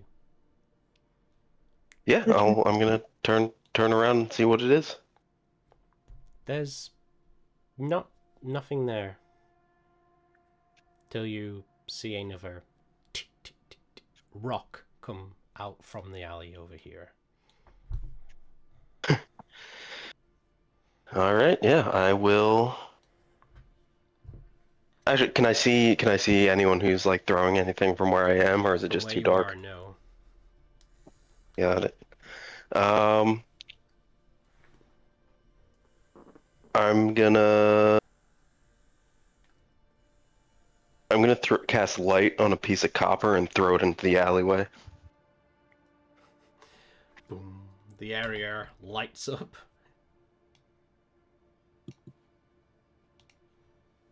Do I see anything? You don't see anything, but you immediately hear a, "Are you a fucking idiot? Put it out!" Yeah, I'll let that go. Let that go and just walk over into the alleyway. You walk over to the Yeah, alleyway. It's currently dark. there's better. Go on. Yeah, there's better ways of getting attention, you know. Shh. You hear a voice coming from a couple of feet in front of you, though you don't really make anything out just yet. You see a slight figure, dark cloak, so he sort of blended in with the wall as you see partial face appear out from the hood, and he quickly goes, "Quickly, come here, we're being followed." Followed by who? Don't know. There's a back that way. I was gonna come down the other side. Seems to be a dragonborn. Got it. Well, if we're being followed, then yeah, I'll follow you here. Shh, come closer. As you come closer, this person is just waiting down here for you. You will see as you get close enough. You'll see like a wiry-looking man, kind of twitchy, late 20s or so. The uneven brown hair that is looks quite almost as if it's freshly hacked with a dagger. He's wearing this sort of threadbare green vest under the cloak, and this smudged, street-grimed shirt. His eyes are constantly darting across as he goes, "Can't talk for long. Who knows who they might be? Oh, go on. What's the message then? What do they want? It was a mistake. You gotta tell them it was a mistake. He wasn't supposed to be there." Oh, I'm not too interested in mistakes. I got a job, and we hear you'd be very useful for it. It's a big payoff. Wait, Something you're interested in? what do you mean? Oh, we have a client who wants to hit some pretty high profile. Wait. You're not with them. The fuck? With who? Who the fuck are you? What is this? A setup? He's set up. This is a job offer. My compatriot was clear about this being the job offer. Immediately, like, puts up his cloak and goes, fuck. I'm gonna clap my hands in a thunderclap. It echoes out throughout the night. Oh, you're dealing I think damage. Oh yeah, okay, oh yeah. that Thunderclap happens. is a damage dealer. I don't know what it targeted me, Ooh, but that is a 9 on his save. So he will yeah. clasp his hands over his ears as he shit. And he's then gonna try and start bolting, but he's a bit shaky. He's still clutching at his ears that are bleeding a little. Yeah, and Um, thunders are trigger Mhm. too. Thunder to trigger. Mhm. Yeah, and that was heard within 100 feet. Yep. Yeah, I think If maybe we he's are. gonna cast silence now if we're able to. If we don't have to roll initiative first. As you peer around the corner, Mavie, there isn't anyone round that corner, but you did hear the thunder Right. coming from round this corner. Yeah, I was thinking I would cast it right about here All right, do you want to like because I rush have to up? be able to see the center. I can cast it within 120 feet of me is the center of the silence. That's cool and all, but like you are behind the corner here. Do you want to rush up and see down here where Guildenstern and the guy have gone? Right. I was going to peek around the corner and cast it right at the edge. Well, how big's the But- radius? Because this isn't to scale, obviously. I This was think- just a simple... Oh, I think it's 20 feet. Yeah, this was just a very crude, 20-foot simple sphere. line drawing to show you the alleys. A 20-foot sphere? Yeah, you would need to get closer. Okay. Yeah, in that case, I'll come closer, and when I see Guildenstern, I'll cast silence Alright, so over you'd be where he's definitely, at. like, rushing over to the alley to Yeah, cast out. we all. Yeah. As Yep. You guys are all rushing in, and you can basically make out that there's this guy who is clutching at his ears, and he's taking off Guildenstern as you've basically done your action to cause off the thunderclap, and he's like wobbling a bit and rushing down the alley. Mavie, you get there and you throw a silence. The area where the guy in Guildenstern is just emanates out. Like, even the raindrops kind of stop making any sound in that area. Let's put it right here. Yeah. Probably disorienting. Yeah, use it there. Yeah, don't Yeah, worry when about I the get down- deafens. When I get down to where I can see down the alleyway, I'd like to cast a spell too. Okay, what would you like to cast? Oh no, I've just made it so nobody can use spells with verbal components inside that. Well, if you cast it down in the It's not down in the scale. alley, yeah, then Okay. Yeah, I think Guildenstern's the only one affected. Misty Step to get down on the other side of them. Okay. Riley will come barreling down the alleyway.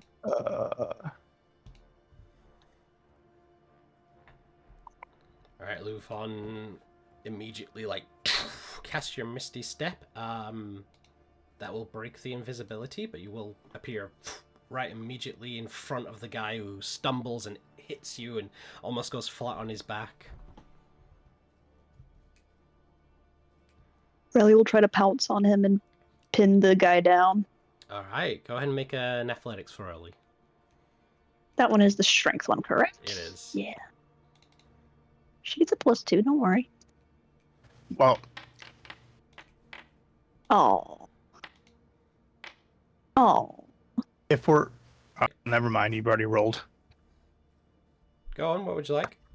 Well, I was gonna say Misty Step's a bonus action. I can also try to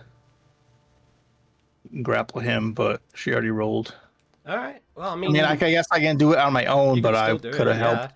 yeah. He's this case of like he's gone backwards, he's hit the ground, Relly kind of pounces and he sees this large creature diving towards him. He rolls out of the way, and as he gets back up onto his feet, Luvon, you rush over and you attempt to grab him and push him up against the wall. Go ahead and make your athletics.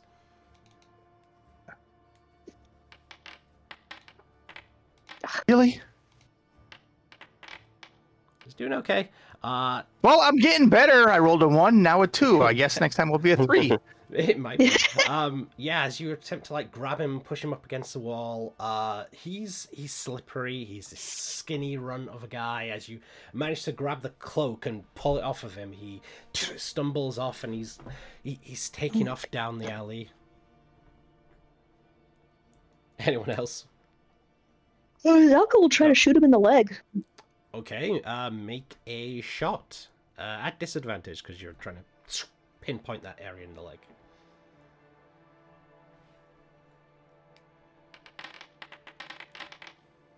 Eh. 16 will still hit. Wow. Get him in the knee. Stop his adventuring business. The arrow, the bolt pierces into his leg. He screams out, but no sound emanates until he pushes on and then gets to the edge of the silence bubble where you hear a bit of a scream, but he's hobbling along. And basically, Zelko and Siraj, you guys are left. At that moment, I'm gonna. I think Spores available for something. Gonna try and hit him with the command spell. Go for it. Well, that's a wisdom save. Yeah. Yeah. Free cast. Approach. Yeah. Done a save. Yeah, wisdom. Yeah. Wisdom.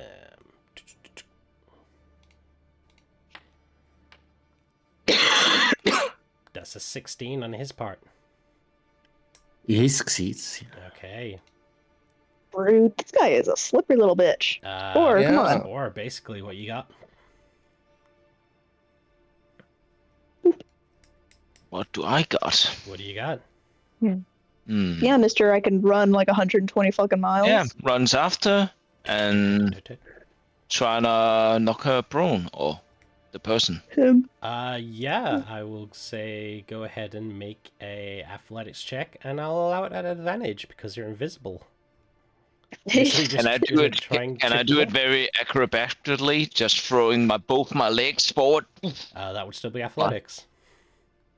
Ah, damn it! I know. There's a bit flair to it. Come on. Ooh. Should be able to There we go. So as like these bolts are firing, people trying to push him and grab him and really pouncing, and then spells being cast off.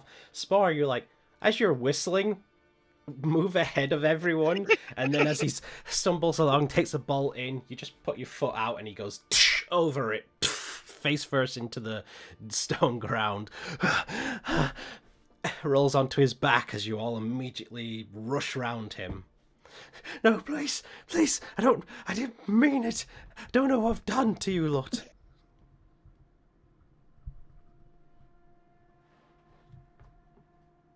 Anyone want to knock him out so we can get these shackles on? I'm a little bit curious about a safe house you might potentially have. I don't know who you are. I don't want to get involved. Just, you've got to let me go before they... And he doesn't even get to finish his words. As you're all down this alleyway, there is this clap of the hands. You look over and you see an individual stepping into your vision.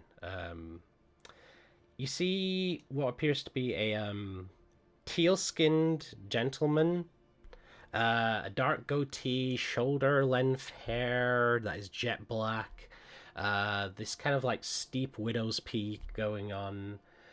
You wearing like this deep blue cloak. And as he claps, he goes, "That was wonderful. Sorry for interrupting your fun.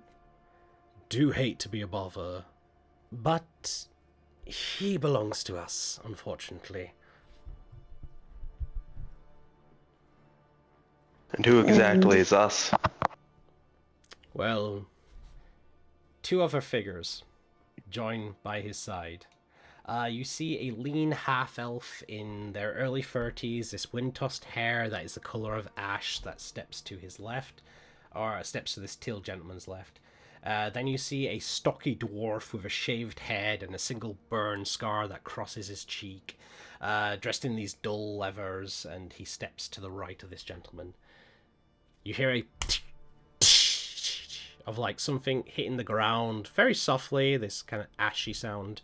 And you look over and you see behind you, over on this direction, a very tall, wiry woman in their early 20s with these sharp features, dark brown hair that is streaked with grey, piercing green eyes, and they've currently just like chucked one of the cigarettes. They have this curling like dragon tattoo that is going up their arm onto their neck. And as these two step forward, I will show you the Did art. somebody stop my silence spell? I think we rushed past it. You guys will rush past it. We all did. Okay. Yeah, he got a little bit ways down the alley. But you see this woman who chucked the cigarette. Come on, Come Art. on now, don't be a killjoy. Don't be shy. Don't be shy. Don't be shy. Come on now. You could do it. You could do it. There we go. Oh my. Nice. And then the blue-tealed gentleman who stepped forward as he goes, "Who are us? Well, we don't mean to brag, and it's not exactly in our..." Oop, this one does not want to show. Oh, then you couldn't at least in the Discord. There we go.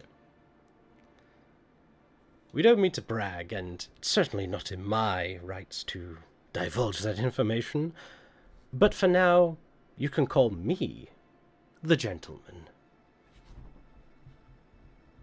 It's actually funny. We were going to look for you for assistance in finding this criminal. That is funny indeed. But like I said, unfortunately, he does belong to us. Oh, My dear Carl. Hold on. How rude of me. Please, continue. I actually think we both might be able to mutually benefit here.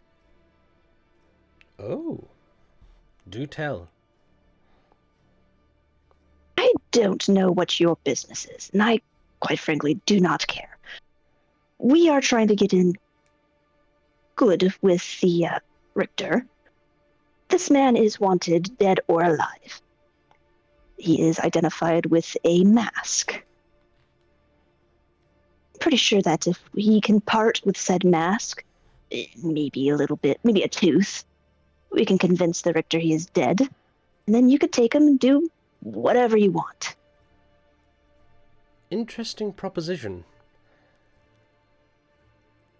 As much as I would not mind having such strange gentlemen like yourselves stumble on your merry way with failure in hand, I'm sure you are all not gullible enough to believe a simple mask and a tooth grants you your bounty. I'll find a hand. You're funny. I like that. So, because you are funny, we might be willing to discuss business. But nevertheless, he is ours. He has very much been naughty, naughty Carl. The boss is very much wanting to speak with you. Please, I promise. I thought that it was you who told me to come out here. I don't even know these people. See, Carl, I believe you. The boss doesn't at all. So you're going to have to convince him.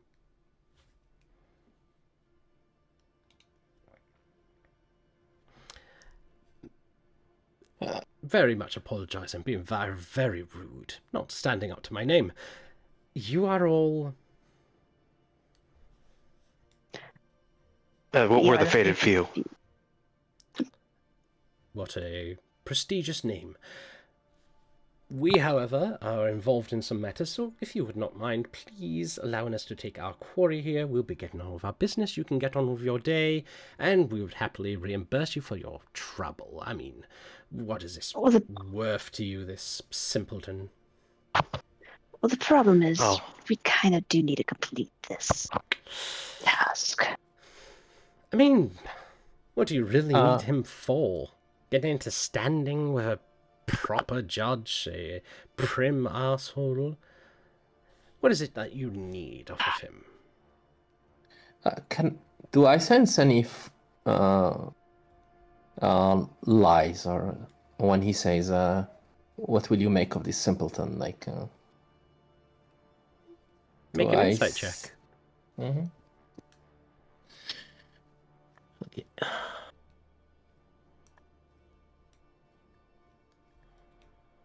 Inside. Oh boy, are we gonna get chased out of another city? Oh, I was hanging on that 13 for so long. He's hard to read. He's quick on his words. He's darting around issues. He's a tricky one. Look, he's important because he has, well, the Richter we need to talk to get more information about these knowing witnesses. We can't get to know more about those without finishing this little task. If we could finish a different task for the Richter, we would. Personally, don't want to get involved with whatever this is. The knowing witnesses. Yes. That's a name we are familiar with. Actually, we might even be able to bypass the Richter, now that I think about it. Indeed. These individuals, these witnesses, they do have issues with my current boss. So how about this?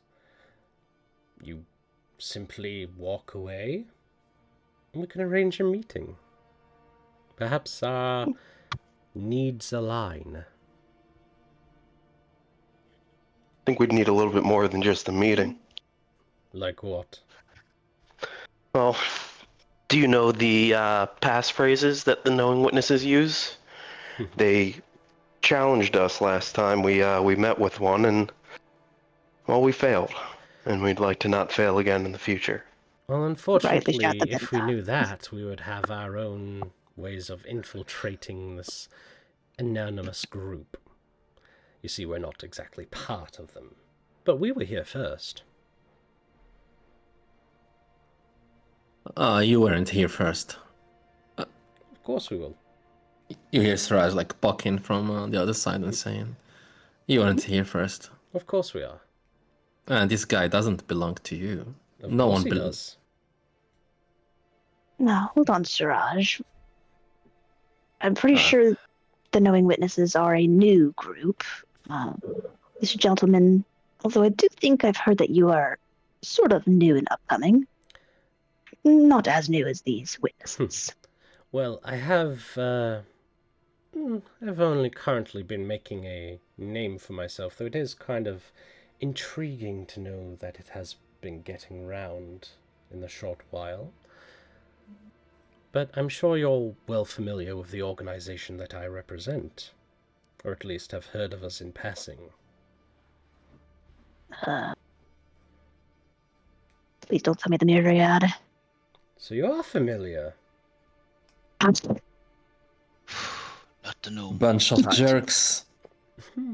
Pretty true. Depends where you go. We like to keep it in style down here in Zadash. Oh dear. So, how about this? Are you gambling men? No. Are you talking to me? Whomever. We have I the am. best gambling man. Nope. Pushes Guildenstern down. He smiles, then takes a step forward, and as he goes, well then, in that case... Seems to go quiet, but you can see his lips are moving, and then he look around.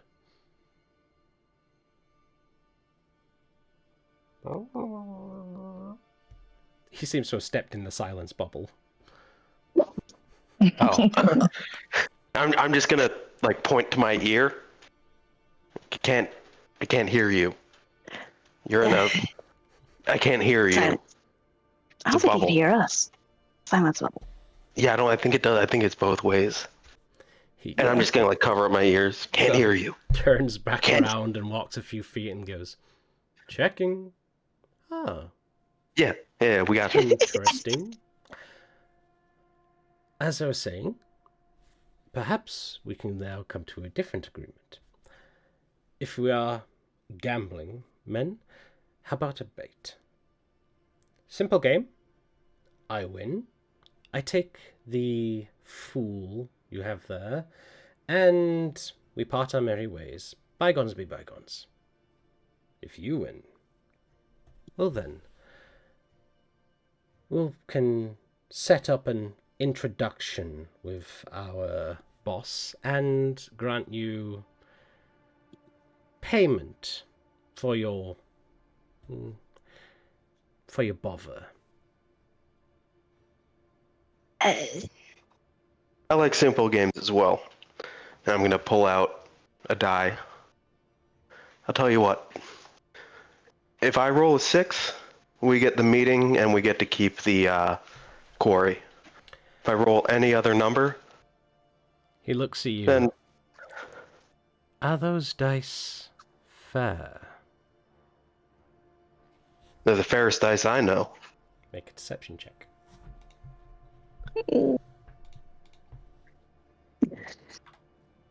Yeah, fair for who? Fair for me, not for thee. Mm.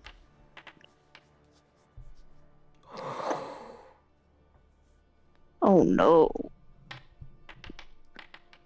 Oh no. Oh, Well, he did roll a 6. Gentleman is an insightful person. So he looks at you and goes,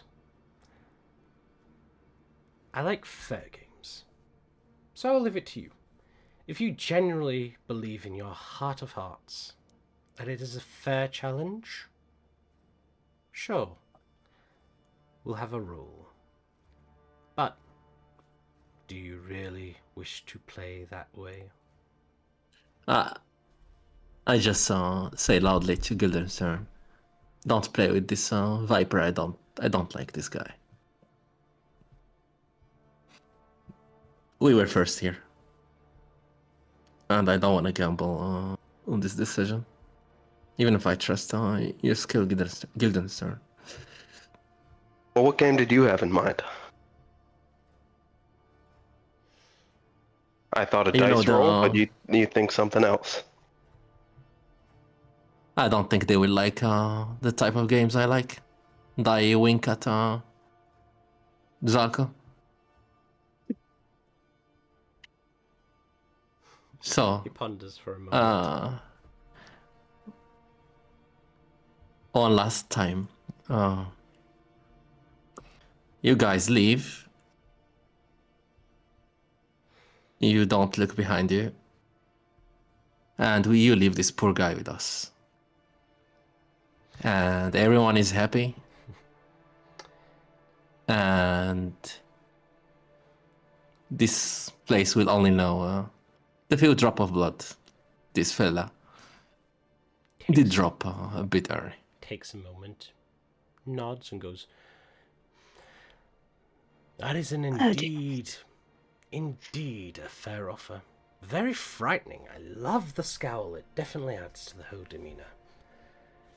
The thing is, though, and don't get me wrong, if it was my choice, I would walk away, my tiefling tail between my legs, and I would not look back. But it's just not in my power to do so. I'm kind of ordered. You know how it is. Bosses, timelines, quotas, that old scenario. So how about we do this bet? You take your dice, you roll it, and then I'll roll it. I have to either match or beat your number.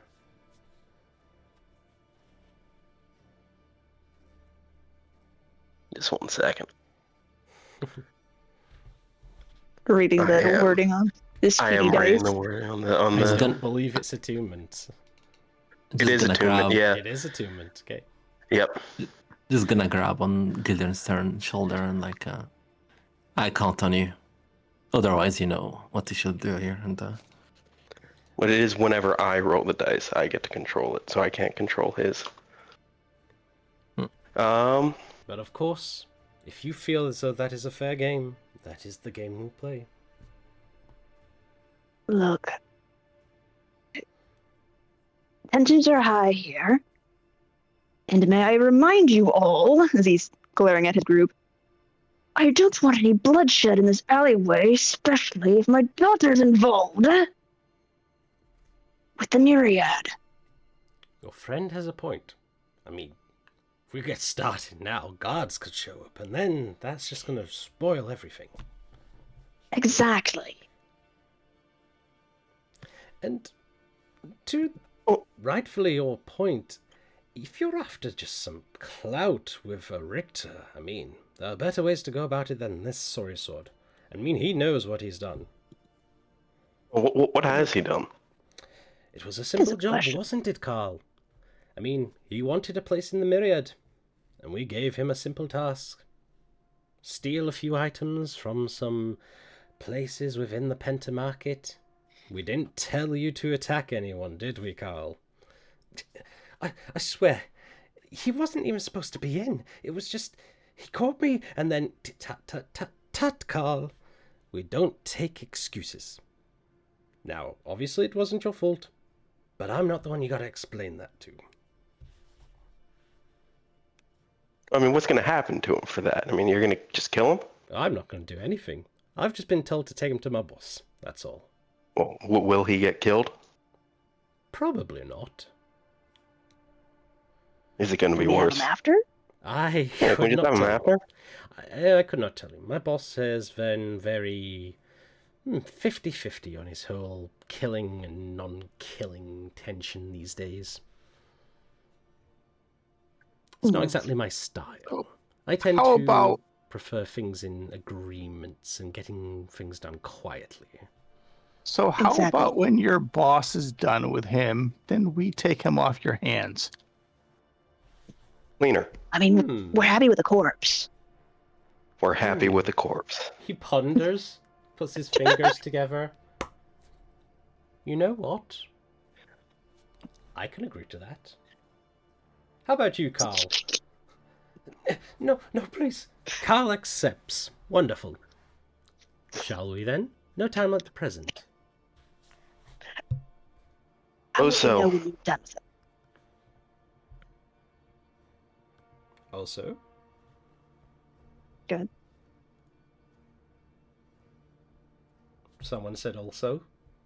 Yeah, it was. Oh, I suppose so. Okay. To no I time see. like the present. And I asked, like, how will we know when you're done with him?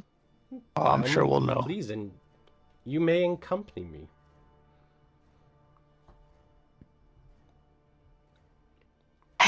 I know we're not in any position to ask or demand, but can you guarantee safety for...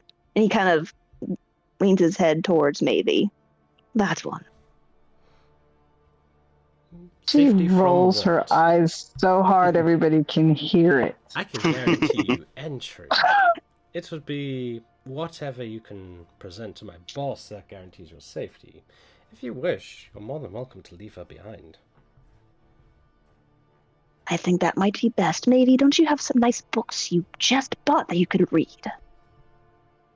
I thought you didn't want me to read them. I want you to read them. Wonderful, then. Casa, Dreven, Oris, Melra, let's roll. He signals to the others as they begin to head up over towards you.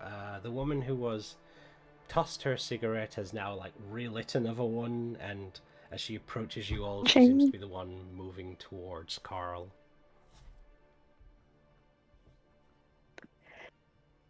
Look, maybe. I know you're mad at me, but I need you to be safe and stay safe.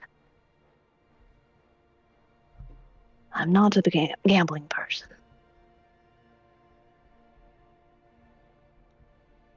Why? So I can replace your son? Jesus. Her No one Jesus. could replace him. You never even told me you had a son. This is a conversation. Fine, I'll stay here. I'll stay here. She just turns and just leaves and goes back to the inn.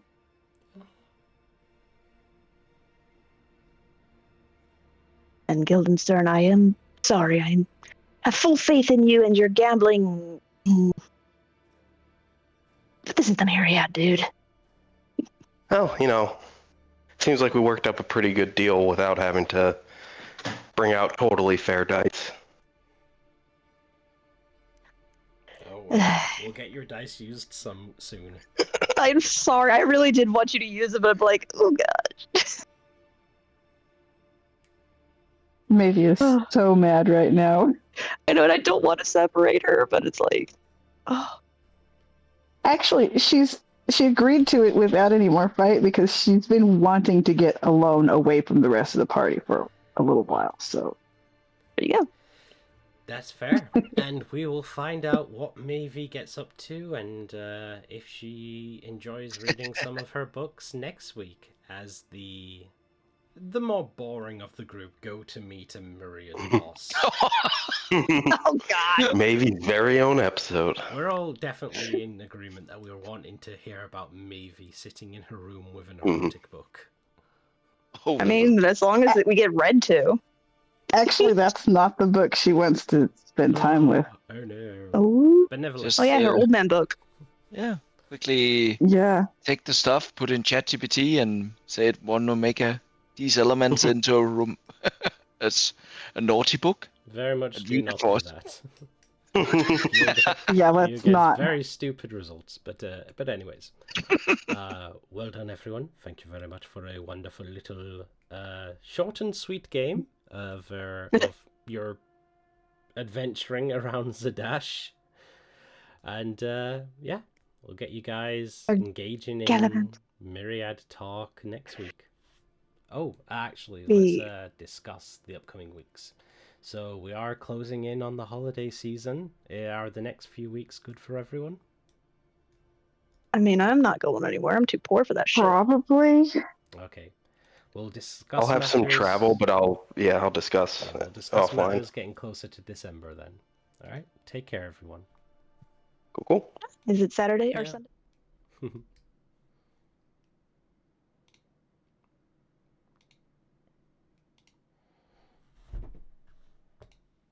Take care.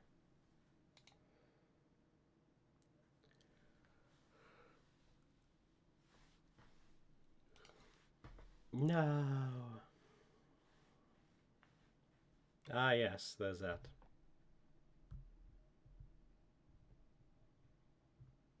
Mm-hmm.